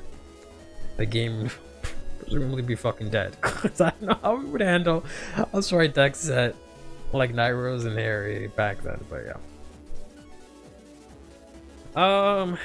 But yeah, this kind of sucks. This, not gonna lie, I don't like this. I know partly it's my own fault, right, for gaslighting myself into thinking maybe there was some change coming and hoping and praying for it, hoping, but yeah, if there was ever an opportunity to close the gap, it was in the huge gap of time we had for set 1 of Divines. That was the opportunity to do it. They did not do it then. Then they were going to do it for they could have done it here, right? For set 6, they could have done that. They're not going to do it, which really sucks. Set 6 is not already out. It is coming out in December. Soon, but not out yet. Set 5 just came out. Set 5 just came out. Yeah. If Set 6 came out, that'd be insane. We would be so fucking behind. Right? That we would be so fucking behind. Let's check about the thing on the screen. What does it say? I know, I have the date right. I have the date right. What do you mean? Oh, this? Okay. You kids and your numbers. There, 2025. Let me live in the past, damn it. No, kidding. Yeah, so that's 2025.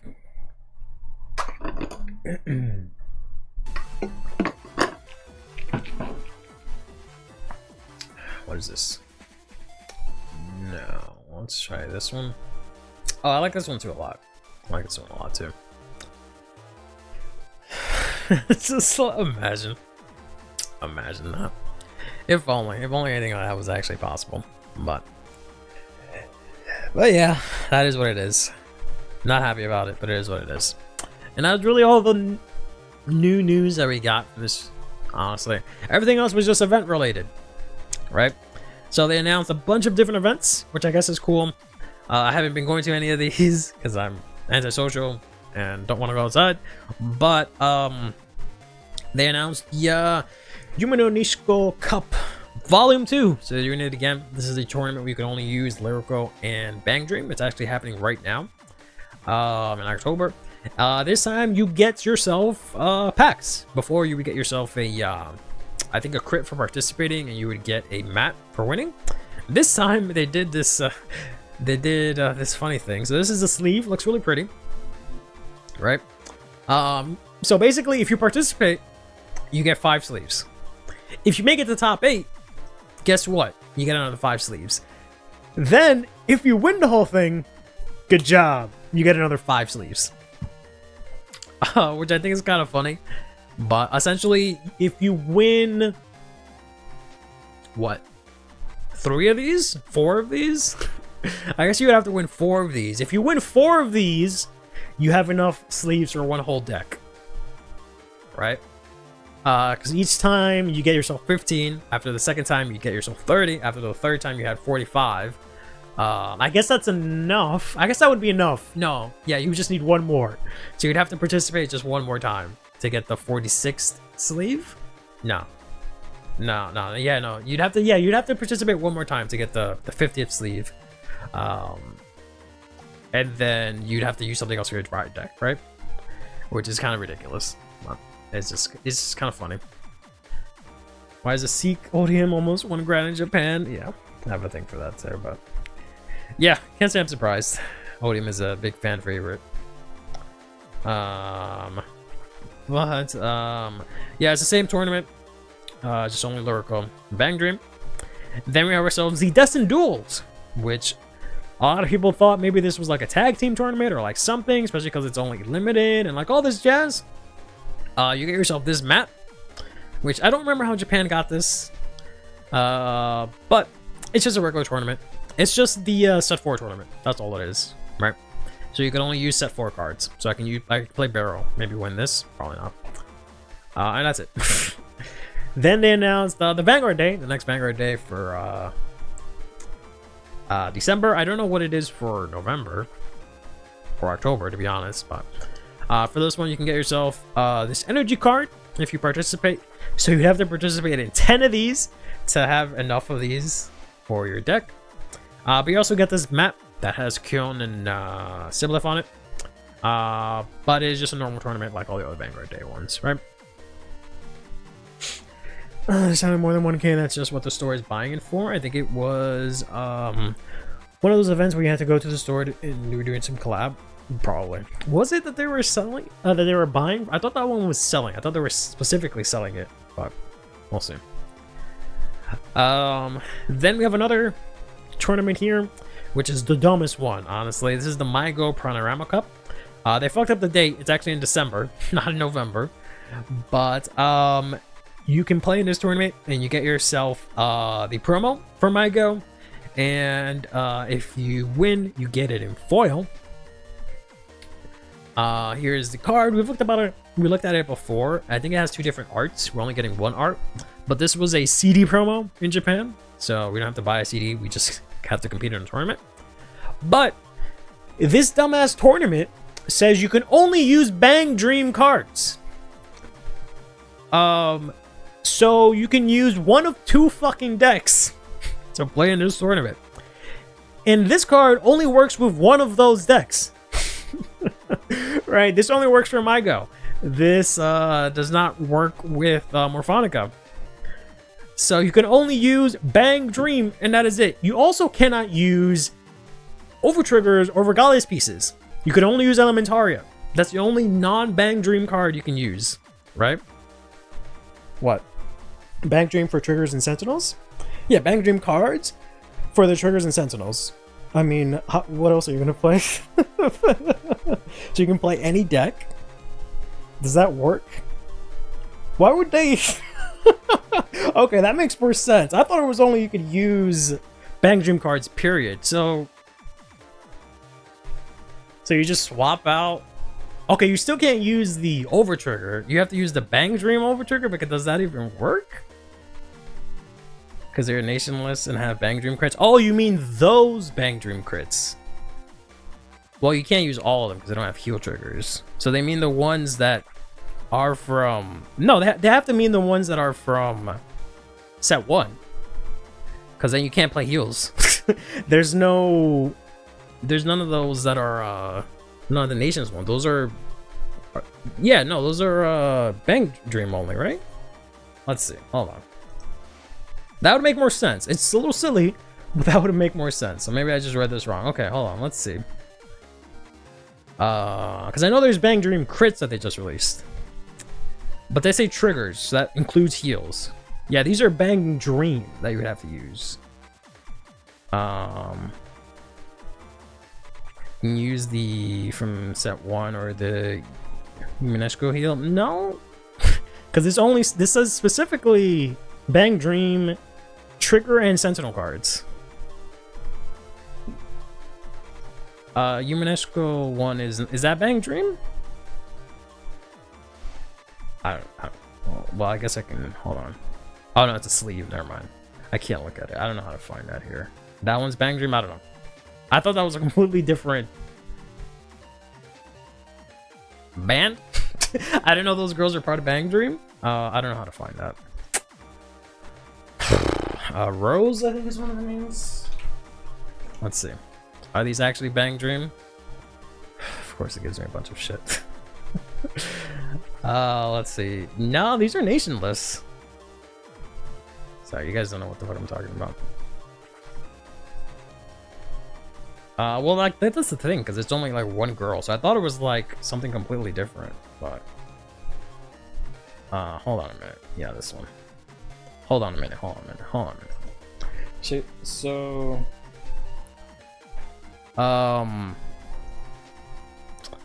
yeah, this is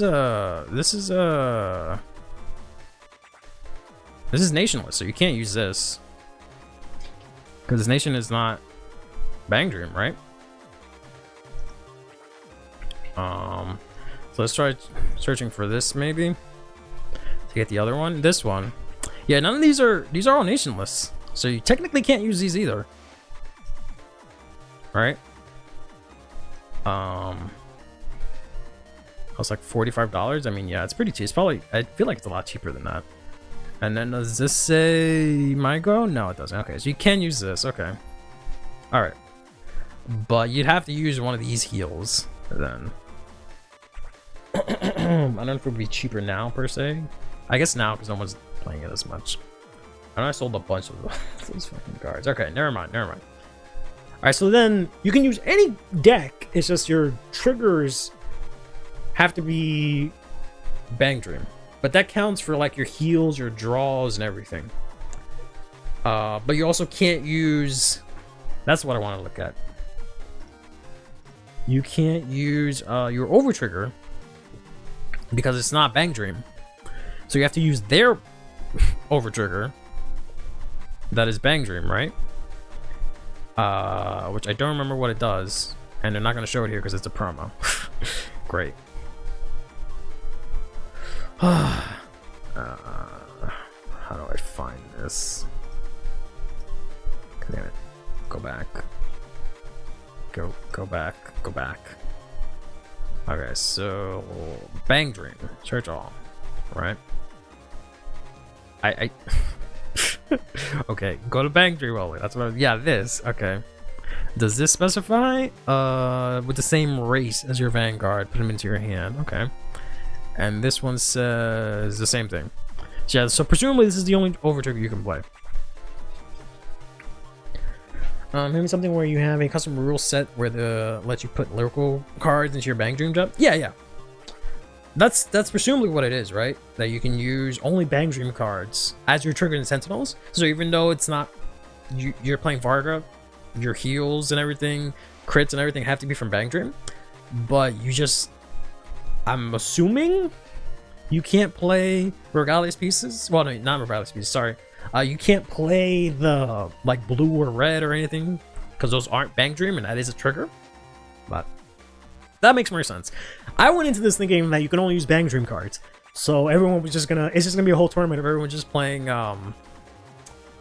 My Go, which would have been kind of stupid, especially because this is only for My Go specifically, right? But never mind. Okay, that makes more sense. Sorry for the confusion.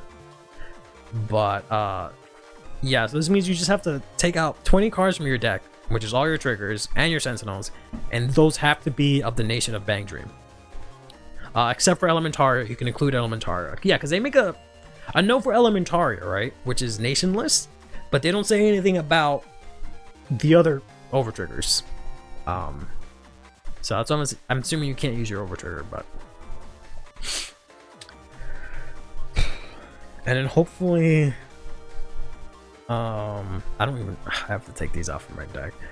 And then like on that note, are the Bang Dream triggers actually Bang Dream or are they nationless? Because I know they reprinted them, but it was in set 4, right? Yeah, those, excuse me, those are nationless also.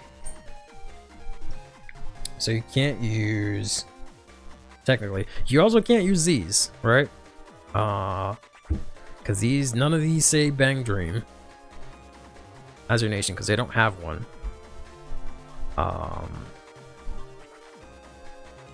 Yeah, because none of these are Bang Dream either.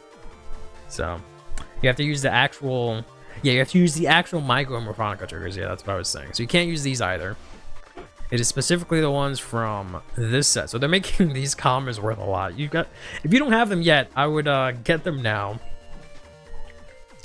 Because these triggers might go out of stock if they're making everyone play it, but maybe not. It's only for one event, right?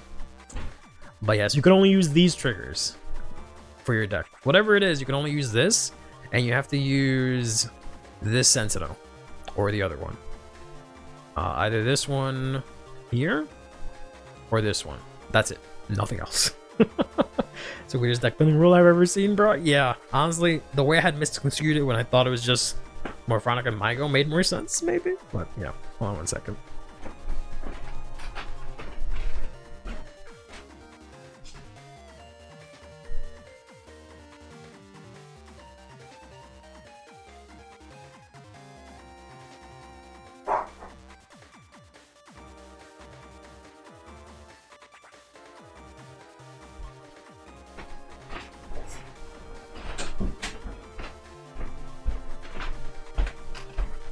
All right. So yeah, I'm glad you guys know how to read. Dog's hair on my face as usual.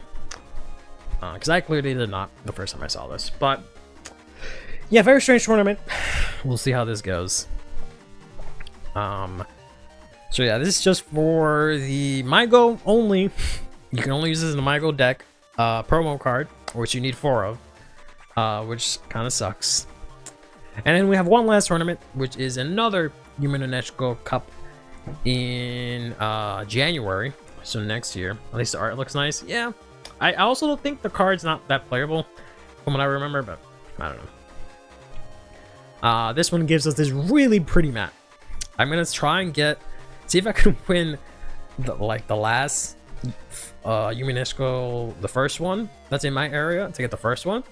But I also really want to get this mat. This one looks great. I want this one so badly. So I'm going to try hard for this one because it's too late for the current one. The current one's really pretty too. It has the same art as the sleeves for the second version. But this is the third version. So we'll see. And here's the heal, which I think you can also get some other way right now. But this is the tournament where you can only use Bang Dream or Lyrical.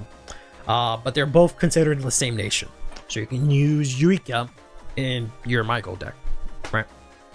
But I don't think there's been any sort of like crazy developments from doing that. So I'm glad we put all 5 of our collective brain cells to work that one out. Yeah, thankfully. That was that one was something. But yeah, the playmat looks great.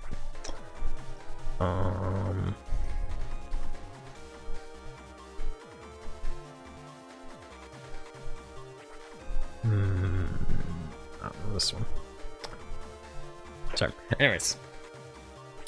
So yeah, really want to look forward to this. This is in January. And also, that's when the Stride deck sets come out, but they can't use the Stride deck sets. So if you're tired of playing the Stride deck sets in January, you have this tournament to look forward to, I guess. And that was kind of it. The other thing that they announced or showed, I should say, I shouldn't say announced, is the product schedule. And this is it. We kind of knew all about this, right? We just went over this. Set 4 coming out next Friday. So not this Friday, not this Friday, but the next one. This is the Regillo deck. This is set 5. This is the Stride deck sets. And then this is set 6, which is disgusting because the anime starts in January. We're not getting set 6 until February. The anime will basically be done, right? By the time we get the first set 7, which is going to be the first set of the new anime season, the anime is basically going to finish by then. And then there's going to be a set 8 that's going to have like the second half of the stuff from that season. And And then we're not gonna get that until like, if this is coming out in February, we're not getting that until like maybe June, April. Yeah, maybe April, June. When is probably when like the next anime season is gonna start in like around that time. But it is what it is. And then they announced this, which made everyone go crazy. They've been doing this for the last couple of years. Last year was Tomari, and I think the year before that was Megumi. I have to find the Megumi one, see if I can get my hands on. But no. The Megumi one was only in China, I think. But the Tomari one was in English, so we were able to get this. It was just a participation reward, thankfully. You didn't have to do anything crazy. This one, hopefully, it's the same thing. It's just you just participate and you just get these. If not, we'll see what happens. Yeah, rip the English release schedule. We're getting the first season 2 decks after the anime ended. Yes. Yes, the anime just ended, and we're just getting the first half of that season in cards. It's so stupid. It's so stupid. But yeah, that is that. Then the other thing that they announced is that finals for BCS is actually going to be all the way in May. So this has been sort of like the mystery for a while, because they announced a while back that the championship series is going to be 24-25, right? Which is kind of odd, because usually it was just contained, and then the finals were like in January, and then last year they pushed it back even further into February. Now this time they pushed it all the way into May, which is interesting. This is also on a Friday, right? I believe it's, from what I saw in the comments, also in the middle of Golden Week in Japan, which, as you know, is like this big holiday in Japan. I think it is. I don't know if it actually is, but it might be. Just from some comment someone left on the post. But this is on a Friday, which is strange because they're always usually on a Saturday. It's on a Friday, and everyone that participates, or I don't know if it's you have to qualify to Worlds or if you just show up to the event, but they said everyone who one of the two gets a pass to the, I think it's the Great Vanguard Festival that's gonna happen on Saturday.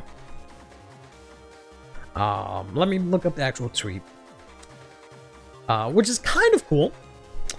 There is some concern that it's going to make it really difficult for the for you to actually get tickets if it's during that time. That seems like a big travel week. But, let's take a look. After the anime ends, they release the dubbed episodes, right? Yes, the dub should start. Ironically, I think they do it. I think they expect you to watch the dub only, because I think the dub starts when the new set comes out. So it's probably going to start like next Friday, or like start the beginning of November or something like that. So if you follow the dub schedule, then yes, sure. But the dub is always garbage. They have the worst casting, I guess, director, or whoever picks the voices. They do not match the characters at all. Like, they pick Kyon's voice actor, I'm pretty sure, judging from the ads, and it's just like, what the fuck? does not match him at all. But it is what it is. I'm not faulting the voice actors per se. I'm just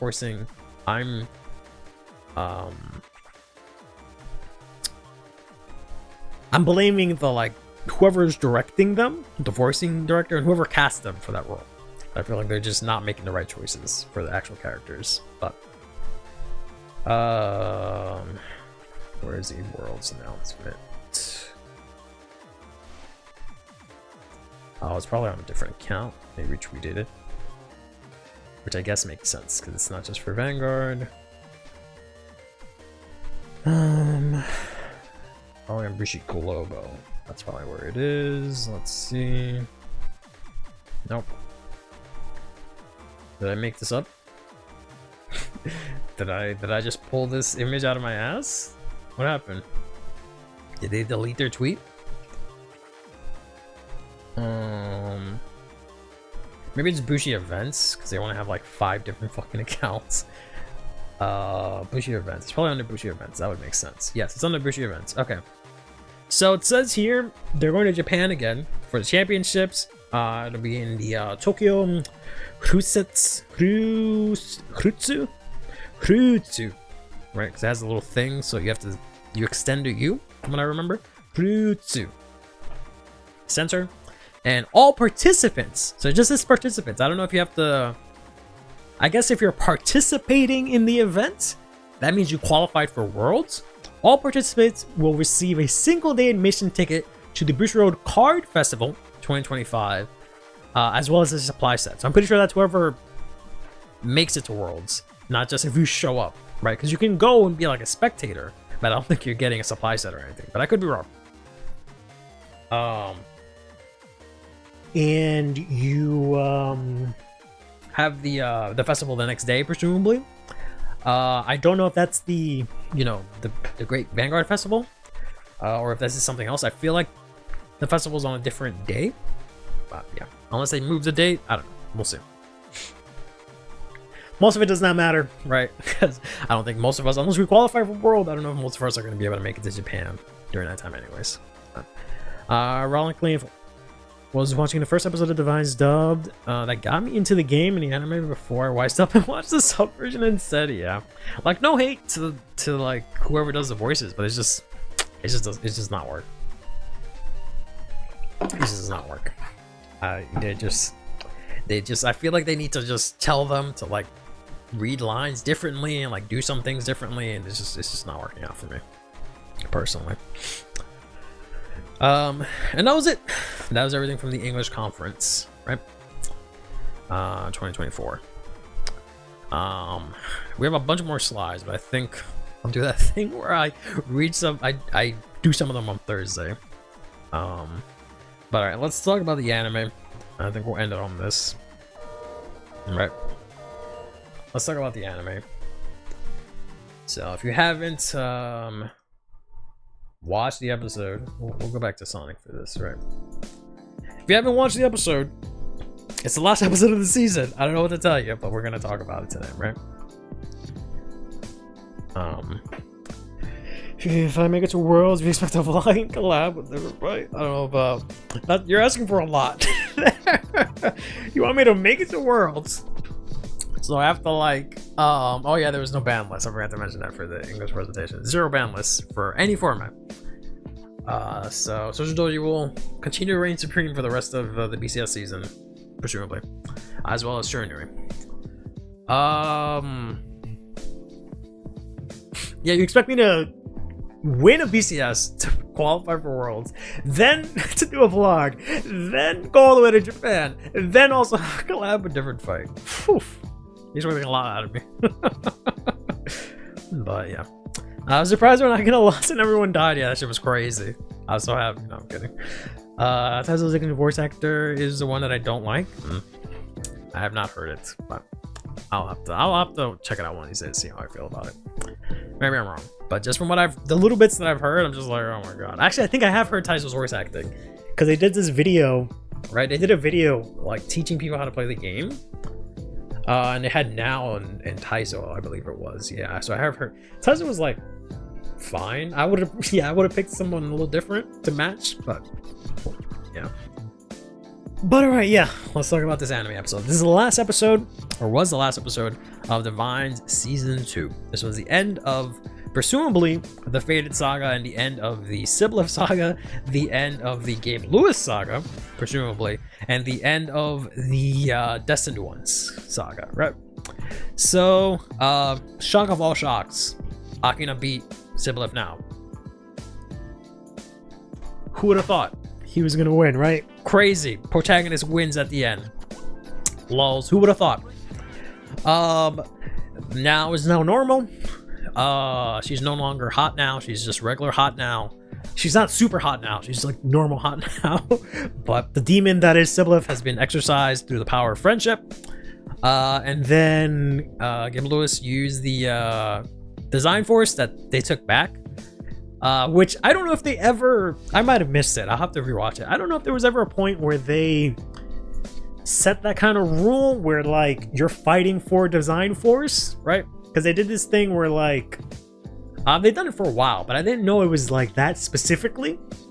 But basically, because Sibyl now beat Kyon,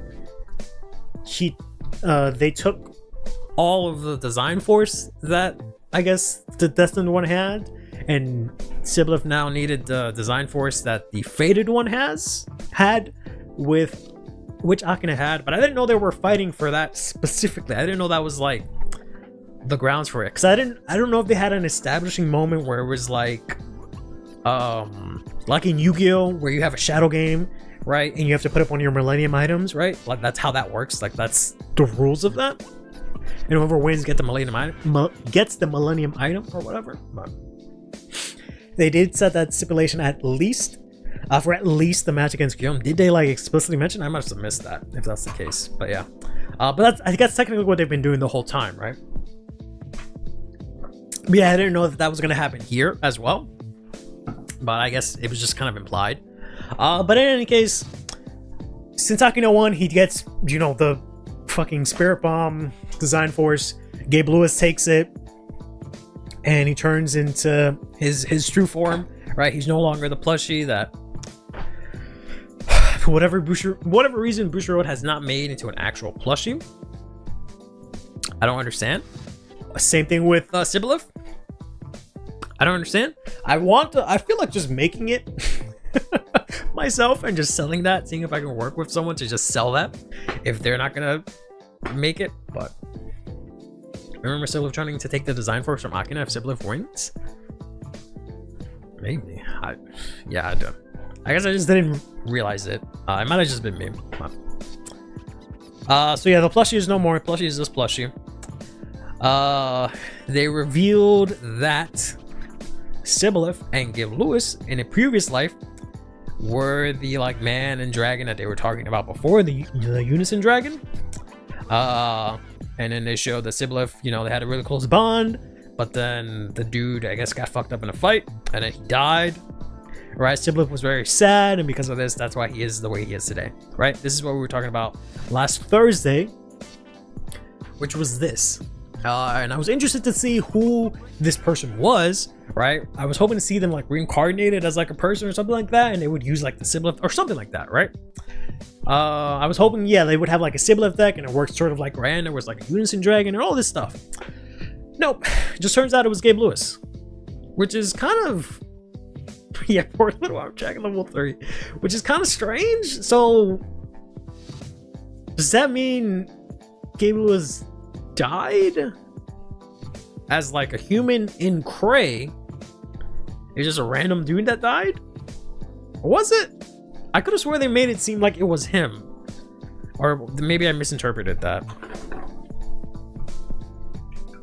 I'll have to check, because it seemed like that's what the part of the confusion are. They saying that he died and then became the dragon? Did they have reincarnation in it, or he's just completely separate? Okay, never mind. I thought that's what happened, but I must have just read the text too quickly, because I felt that felt kind of weird. So then it is possible that we'll get like a, I know they've already released like the lore for it, and like artwork for both this dragon, or like the powered up version of the dragon, and for this person as units. So we might see these as cards eventually, but we'll see. Just killed everyone that got blown randomly. Yeah, because they became like, because basically, so this random dude died. That's apparently not Gabe. Just died, and they were like real close. So then like he just went crazy and started killing everyone and got corrupted. And then he happened to fuck with Gabe's whole entire clan. So Gabe is like, nah, I'm not about to let this shit fucking let this shit fly. So he fucking obliterated him. And Sibyl is presumably dead, I guess. I don't know. I guess I'll have to go back and check if he just like killed him, or if it's like the kind of thing where he like purified him, or whatever the case may be. I don't know. I have to see the actual wording that they used, but 100% dead? I don't know. They have a card. They're 100% is going to be a card, but we'll see. We'll see. It will then make Siblev a deck that plays similar to Gryander in the future, since they're both units in Dragon. That's what I was hoping for. Right, that's what I was hoping for. It sucks that they would probably both be Dragon Empire, but he said go to sleep forever. Okay. I mean, that might just be he sealed away. I'm not saying he'll come back as an antagonist, but he might still come back, right, and do the face turn, but we'll see. Then, you know, it was over. Everything's over. We got this random shot with, like, everyone, right? We got, like, 2 seconds of showing everyone just going back to normal life. They reminded us that Akina's dad is a cop, and they show Tomari because she's also a cop, which is cool. Then they had this one moment that I really did not like, which I know everyone's gonna give me shit for, but I thought it was kind of weird. I'm starting not to care as much, but I just didn't like it. So first things first, they had this thing where Akina was lamenting that he wasn't able to save Hikari because Hikari was dying. Or however it fucking was that Sim put it, that she's fading out of this existence or whatever, because apparently she wasn't dying. So he was like, ah, damn, that sucks. I didn't get to help her out. And then the next frame, she just shows up. I feel like that was really, I feel like they could have done that a little bit better. They could have framed that a lot better, other than just like he's sat at the beach, like, oh man, it sucks this person died, and then she just shows up. I'm not dead. But whatever. Then they showed that basically Gabe Lewis found her, and I don't know the exact phrasing or wording, but they basically like fused together, and using, I guess, the remaining divine design force or whatever, he was able to make it so that she can exist in this timeline, essentially, right? And then they had this nice little moment where he started crying. And I thought that was kind of weird, if I'm being honest with you, because, like, do you have another one? No. That's not his, like, sister. So I felt kind of, I don't know, it just felt kind of strange. Like, they didn't really spend that much time together. They spent, like, what, 2 days total together? This is, like, someone else's sister, like, I know it's technically a sister, but like not really. This is his sister from the future, but like not really. Like her brother is dead from that timeline, so it was just kind of weird that they just kind of made it seem like they were just automatically, like, I don't know. Yeah, I wish she got a final goodbye with Akina. She woke up in her timeline with Akina alive. Yeah, that would have made more sense if that's what would happen. I think future Hikari remaining in the world is a bad thing for everyone. Like they will, like it'll have consequences. That'd be interesting if they do something like that. It would suck if this is the 3rd time that future Hikari, or I mean, I'll call her name in a second. Future Hikari becomes plot relevant. That'll be the 3rd time they do that. Where she, like, the plot hinges on her to an extent, but yeah. Not gonna want to save everyone. I get that, but like they both start, like, I don't know.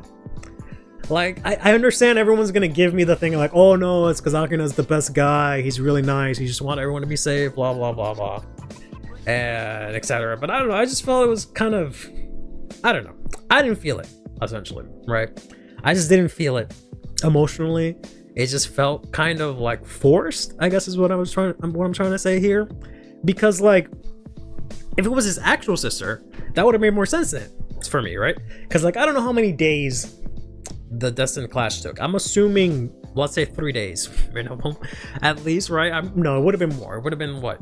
First they got introduced, then the first fight, then the second fight, then the 3rd fight, 5th fight, 6th fight, right? Then we had the 7th fight, then like, I think a next day later. So it's at least been like 8 days. Right? It's been at least 8 days. Presumably, his actual sister, Hikari, has not talked to him, right? He just saved her, right? He just saved her from fucking constantly being sick, and they just been like, she doesn't want anything to do with him, right? Telling him like, fuck you, all this stuff, right? It would have made sense if like after that, then they would have had like a moment, even if like she was included. I hate that, the concept of having them be a family because it's just weird to me because two of them are the same fucking person. But whatever, right? But I don't know, it just felt strange. It's just no build up. Yeah, that was definitely part of it. The fact that it's just like, oh man, it's like she died and she just shows up. But realistically, how would future Hikari be able to future Hikari be able to function in the past with no social and just a fake name? Although Taizo might be able to help with that. Yeah. I mean, if someone killed my mom and then said, don't worry, it wasn't your mom, I would be traumatized even if it's not her. I mean, I get it from Hikari's standpoint, right? She was gonna die, and now she's not. Like, I get that. I kind of get that, but like, I don't know. I feel like I just don't see the connection between these two for them to have like this heartfelt moment, is all I'm saying, that, right? Because we did not see that. We saw she spent way more time with Taizo, right? If we switch Akina and Taizo, that would make 100 more sense, right? If like, because these guys have spent so much time together, right? They've spent way more time than Akina and, all right, I'll just to save me the trouble, Erika, right? She decided she has to come up with a new name because there's fucking two of them in the same universe, right? It would have made more sense for them to have that moment. It would have been weird as fuck. I mean, it doesn't have to be romantic. You can have a platonic relationship between people. Because they've actually spent time together, right? They spent time together in like season 1, talking a whole bunch. Spent a bunch of time in season 2, same deal, right? Whereas like Akina met this girl, season 1, they spent like what, a day together, and then she like disappeared. And then same thing here. She reappeared. She was hiding the entire season, and they spent 2 days together max. Like, I don't know. I just didn't see the. I didn't feel the emotional connection between them, and it just felt forced to me. It's a different anime in itself, living my normal life, but I live with my two sisters who are the same person. Yeah, that reads like one of those anime. Yep, 100%. As I will throw money at the issue, probably. I can only bring the dream, I guess. I can just accept this guy, pity for Big Hikari, I guess. I don't know. Man got her an apartment because she was homeless. Like, right, like, I don't know. We're about to go on this anniversary, but that's not. But they're not related. They're not related though. That's the thing. They're not related. They're not related. So it's technically just two random ass people. It's the same situation, except in this situation, these people actually spend time. Right? It's not. They're not actually brother and sister. They're not. They're technically not, because she's from a different timeline, completely different. But I don't know. And I would understand it if maybe like if actual Hikari didn't exist, sure, but she does exist, right? Like if she had died, then like fine, all right, whatever. In a fucked up weird way, this is like the replacement, fine, whatever, I guess I could see that connection there. But like he still has his actual sister. So they just have really similar DNA. Yeah, they probably do, yeah, but I don't know, man. I don't want to get technical, but technically not, right? Your time skip, how will they make Hikari and Erika look different? Yeah, like it's nice that they have a different name, and I figured this was gonna happen because they know there's money in having Liel and Odium around as decks. They have to support them somehow, and their anime decks, and they're lore relevant, so they can't kill off the characters.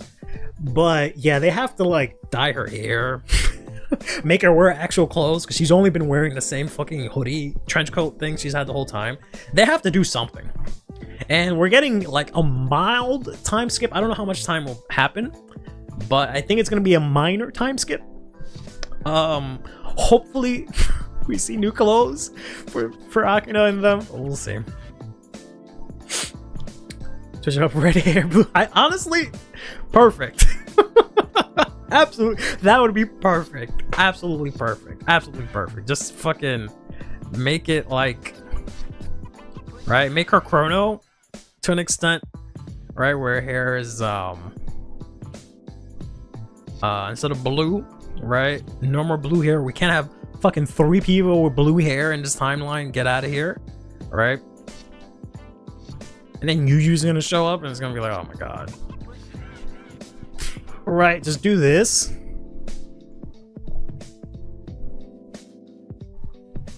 And then I don't have a blue color, pretend that one's blue. Just do that and make the other one blue. What if he just dyes her instead of blue? Oh my god.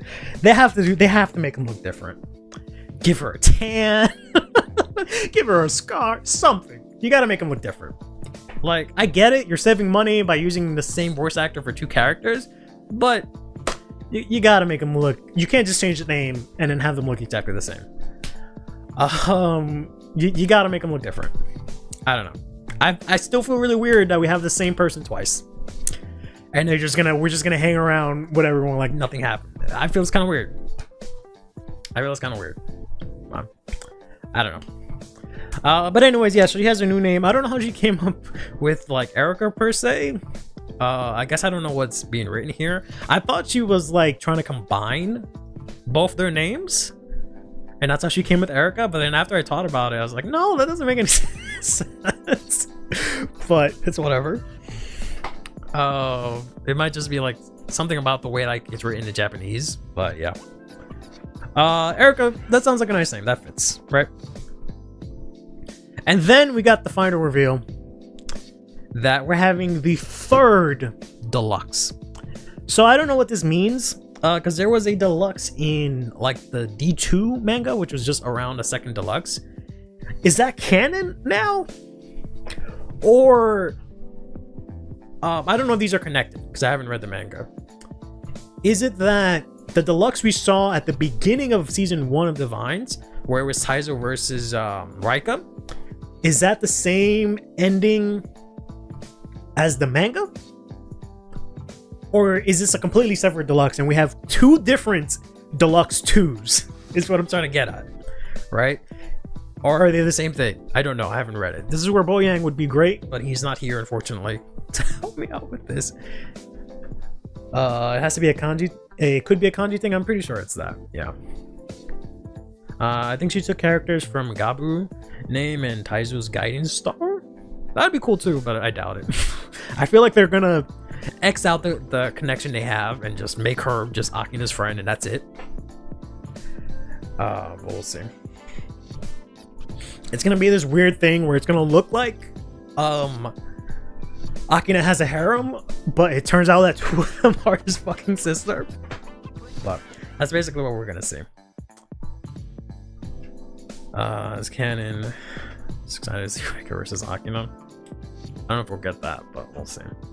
It was always canon. We saw them that we saw. It was always canon. We saw the ending because it was the beginning of season 1. Well, I don't know. That's what I mean. Like, I don't know if that's like a separate deluxe 2 that happened within the confines of the anime that we just don't know about, or if it's the same one from the manga and they just showed the ending of it in there. So technically, the manga is canon. I don't know. The point is, this is the 3rd one, right? And we got the reveal that Michiru's just fucking awake. He's just awake. He's just fine and dandy. I was expecting it. I was expecting it to be like he just like wakes up. We just see a shot of him waking up, which is funny because the shot we get is of his eyes at the end. But I was expecting him to just be in the coma and just waking up, and that's gonna be the last frame we saw from this season. But almost. So he's awake. He's back, and then they showed a video which mainly just used recycled footage of the first deluxe. I guess I can try and pull it up. They released a video like instantly as soon as this episode aired. They released 2 things. They showed the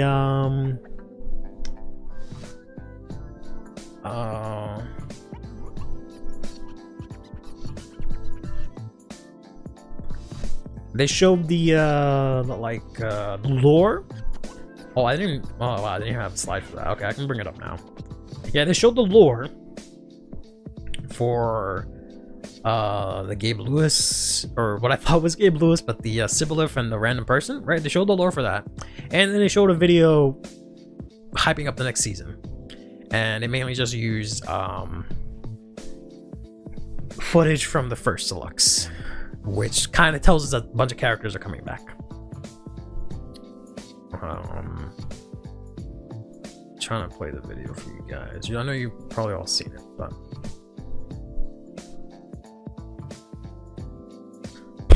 bum bum bum bum. There it is. Shush, shush, shush, shush, Jinky, shush. Hold on, Jinky. Hold on, buddy. Should be the same one, right? Nope. All right. This one? No. This one. There we go. All right. And put it up a little bit. Go to the beginning. There you go. So this came out as soon as the episode aired. Ended, I should say. And this is all shots from the first season. And then they just tell us that it'll be coming back, essentially season 2 coming back. Or season 3 starting in January or whatever. So we know so far just what? Presumably confirmed Raika, Mide, Michiru, we saw him, so obviously. Megumi, which is a random choice, right? The other ones make sense because they're popular and, you know, important-ish characters. Megumi's kind of random. Megumi coming back would be great if they somehow redeem her, which I know is impossible because they fucking hate her. But Megumi's a random one to show out of everyone, right? That one's kind of random. And then they show Akina along with them, right? So they're basically just telling you, we haven't drawn it yet, but we're gonna have Akina and presumably the rest of the cast with the old cast, right? That's not, I'm gonna cry. She made the top 4 last tournament. Yeah, but that was in the manga, or yeah, that was in the manga. She made a top. She made top 16, I guess, last time, but not even. No, because it was round robin. She didn't even pass to the next round. But advanced ride skipper, yeah, no thanks. Yeah, they didn't show Urara either, which is kind of strange because like she's presumably important. They showed Megumi, so that's kind of strange. I don't know what that means, but very interesting selection of characters there. Just Megumi is the interesting one. All the other ones kind of make sense, but Megumi is kind of like, huh, okay, what does that mean? Like, that seems like there has to be a reason for that, you would think, right? But I forgot to put a slide for this, but whoops. The other thing they revealed this morning, like I had a slide for it, but I didn't make it. I totally forgot. I'm just fucking, I suck today and I'm all flustered. I'm sorry about that. Is that we're getting Michiru back. He's in Dear Days 2. They finally got him. I'm gonna get with a single win because they can't leave her own one divine. We'll see about that. Between Mide and Hikari would be like, I mean, if they even interact, but I guess they do have like, they have the whole sister thing, so they probably make them interact, yeah. They can't do well, the story reason I might buy DD2. I'd be happy, but I don't make the rules. Yeah. So here's the thing. We just saw him with different clothes, right? And then now we see him with the old model in Dear Days 2. So I think it was on Reddit. Someone brought a somewhat good point saying like, oh, Dear Days 2, it stops after like Lyrical 1. So it wouldn't make sense to show Divine Season 3 Michiru when, you know, that doesn't come out until later. What does that mean then? Are we getting another skin? Are we getting skins in this game? Or are they just going to give us 2 Michirus, which is kind of weird. My theory is instead that this is just recycled content from Dear Days 1, right? Because it was pretty strange that they gave us Sophie and, or actually no, sorry, they gave us Urara and Raika, and not Michiru. That was really weird. I'm pretty sure they made everything, they just couldn't finalize a deal or whatever, and they're just gonna use the same shit again. Right? That's what I'm thinking. Now that they finally got him back, I don't know what happened. If like maybe some projects this guy was working on finally closed up, he finally has some time for Vanguard, I don't know. Point is that he's definitely back now, because when they showed this, right, I was asking like, all right, is it actually Michiru? Did they get like a sound alike? But now that they're doing this, I'm thinking like, all right, it's kind of legit. Man, one of the side stories is Michiru waking up. Yeah, maybe. I want to put it. I'd wear that thing everywhere. Yeah, I like to see what he looks like. They also gave him a new fit, which means maybe everyone else will get a new fit. If they don't, that's kind of stupid of them. But I don't know what it means that he has the old fit, to be honest.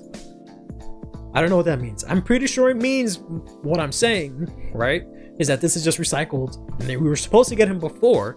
They just never released it because they couldn't. But because the new shopkeeper fit, yeah, that's yeah, but that makes sense. It doesn't make sense that he's in. It doesn't make sense though that he's part of Dear Days 2, and he wasn't part of Dear Days 1. Like, why even bring him back? Right? So, I don't know. It's kind of weird. Dear Days 2 is supposed to take place after Divine Season 2. That's so garbage if that's true. If this shit doesn't take place after Season 2, that's the dumbest piece of garbage. That it's already outdated even by anime standards. But yeah. Point is, Michiru's back. And overall, I don't know how I feel about everything. I don't know how I feel, to be honest. Like, I guess it's cool that everyone's coming back. I can see the hype around that. I have obviously feelings about it because I did not like the first deluxe at all. That kind of completely killed any enjoyment I had for Vanguard anime. And I don't know how I feel going into this, honestly. I don't know. I don't know. There's a lot of things I want to say that I won't say because I don't want to be a bummer. But I don't know. Honestly, I'm starting to think I was kind of depressed this weekend for a couple of different reasons. Part of it was this, right? The English presentation showed the fact that we're getting set 6 in February, so I was kind of like, oh, Jesus, that's super late. So that kind of sucked. And then the other part was like, I'm starting to think that maybe like the Vanguard anime as a whole, Vanguard anime just isn't a thing for me. Because I didn't really like the last episode that much. Like, it was fine. Everyone seemed to love it. I was kind of just like, not loving it as much. So now that we're getting basically Will Dress again, the season of anime that I really did not like, I'm starting to think that it's really not for me, honestly. Maybe it's not that the anime is bad, maybe it's just not something that I personally can ever enjoy, which I guess is fine, but I don't know. Reckon the rest of the Will Dress weren't in the actual story for DD1, they were just DLC, so maybe Bushi will include a lot of them in the story this time. I mean, I don't know, maybe I don't know if the story will include them. I don't know, because I would assume it includes the Divines cast, or it's focused on Divines and they're not in Divines, so I don't know if it'll actually include them, but we'll see. I don't know. I mean, what did you expect to fight the season 2 characters when the cards are not even in the base game? I don't know what you mean. To fight the season 2 characters when the cards on oh, that's what you mean. Yeah. I expected Dear Days 2 to not be trash and be up to date when it comes out and not be outdated the second it comes out. Yeah, I did expect that. Oh yeah. Delays always make me depressed. The last episode was okay. Yeah, like it was fine. I don't know. Like I really liked Divine Season 1. Really liked that. It gave me hope, right? Because after Will Dress, I was just like I was done, right? I was absolutely done. You had favorite Dead Days? I did, yeah. I'm a clown, I know. Then the Vine Season 1 was good. I was just like, okay, alright. Then Season 2 came.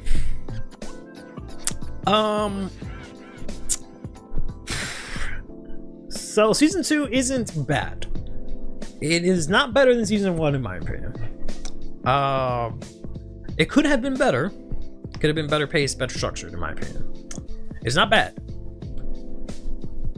But now the fact that we're getting a 3rd season and it's just gonna be fights again, like all the time, kind of sucks. I don't know. And it has all the weight of like the first deluxe not being good at all, in my opinion, or at least unenjoyable for me, whatever. So I don't know how I feel about it, but we'll see. I'll just leave it at that, and we'll see what happens in January, I guess. I'll try not to be a bummer about it, and we'll just leave it at that.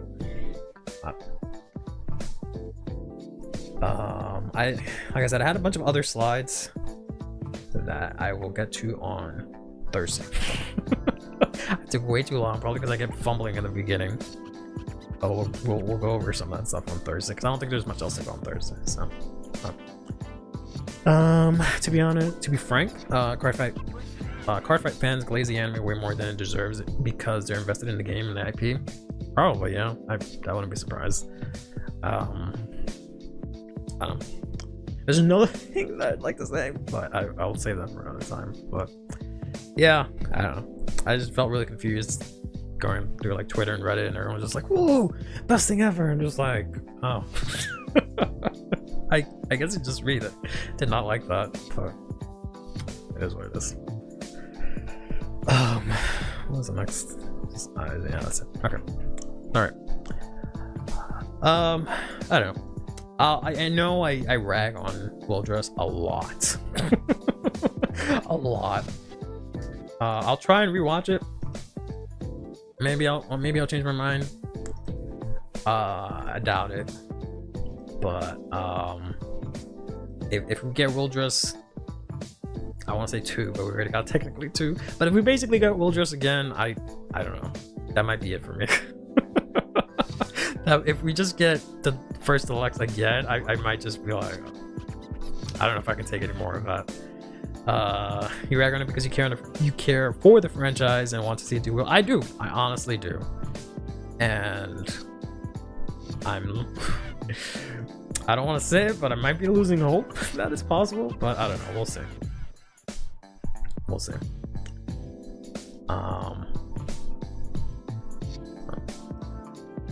But alright, I'll stop being depressing. Yeah, I don't have a fin because there's some other stuff. We'll talk about it later. Sorry, Thursday. Sorry, Pablo. We'll go over. Oh, your message is from the drop on Thursday. Somehow it's already 8:30. I don't understand. I barely. We went over like 6 cards. The fuck did I talk about? How did I blab on? I thought I went through everything really quickly, but apparently not. No. I think I spent too much time on talking about the English presentation. That's probably what it was. But you're gonna be helpful soon. That's like we're free, probably, which isn't a good thing either. But we'll see. I don't know. Deluxe. They're gonna have to do a lot for me to be hopeful in the deluxe, because I'm like going into it with like minus a million. Like I minus a million like bias or something. I don't know how to describe it, but like so we'll have to see. Yeah, I have like minus a million faith, but we'll see what happens. Maybe 3rd time's the charm. Right. It could be. I honestly could be. I doubt it, because it's gonna be 13 episodes again. I don't know how they can do a deluxe with, I'm assuming minimum 16 characters, right? That's what they had last time. And then each character presumably is an important character, and we have no jobbers, presumably. Or at least a lot of them will not be jobbers, presumably. We're assuming like some sort of dream scenario, right? Where like we get the old cast versus like the new cast kind of deal. I don't think they can do that. I don't have the faith that they can do that. We'll see what happens. Like, even if it's like, what? Like, even if we have like, let's say Yu, right? We have Danji, we have Toya, we have Megumi, and then we have Tomari. That's already 5, right? Then we have what? Akina, Now, Mikoto, Taizo, even though he's technically on both teams, Sho, Masanori, right? Then we have Hikari. Then we have Hikari again. Right? Assuming they don't bring the destined ones, right? Assuming we just get the core cast, right? Maybe Masanori won't play, but who knows? That's already what? 1, 2, 3, 4, 5, 6, 7, 8 of them. And then 1, 2, 3, 4, 5. Is that 13 people already? And then we just add like what? Urara, Raika, and Michiru, who has 4 sets of legs for whatever reason. That's already 16 people, right? So to expect all, and then we still have Mita. So yeah, to expect all these people to get showtime, I doubt it, right? Yeah, maybe Mita, and then we take out Masanori. I feel like Masanori just will not play. That's the only way that this will make sense if we're adding Mita. So I gave her like, I guess like a penis by accident. So pretend this is her leg, this is her other leg. But yeah, I don't know. I just hope that they have fun with the interaction for both cats. Yeah, I hope we actually get to see that. I really hope we get to see that. And then Aichi shows up. Yeah. And then we get Aichi. And then we get Kai. You know where Aichi is, Kai has to show up. And then maybe we can get Misaki, because they actually had the worst after. And I don't know if we'll get Kamari. And then we'll get Chrono. And then his gang, right? And yeah, who knows? I don't think they have the. That's a 50 episode season. Yeah, and then Ren, and then Leon. Yeah, they don't have it. They don't have it. There's no story that can be told with that many characters, and they all get limelight. Whew, that's the greatest piece of media of all time. If they somehow get all that, if they all get like some time. But we'll see what happens. All right. Well. We'll end it there. Sorry, the neck is really stiff. Yeah, we have a couple of more things we'll talk about Thursday. Unfortunately, we're gonna have dinner. We'll be back Thursday. I think it's just promos. Yeah, we'll talk about some promos. We have some messages from the drop zone. We have some set 5 decks. Day 1-ish, week 1. Yeah, week 1 set 5 decks. I'll probably be able to get some more. I have a couple, but we can talk about some more. We'll talk about that then. And yeah. Thank you everyone for stopping by. Hope you enjoy the rest of your morning, day, evening, afternoon, supper. No, I know that's not a time, but yeah. And till next time, Thursday. Take care of yourselves and each other. Play Vanguard and have yourselves a damn good one. We can maybe we can do I hope they release the bracket. Well, maybe not.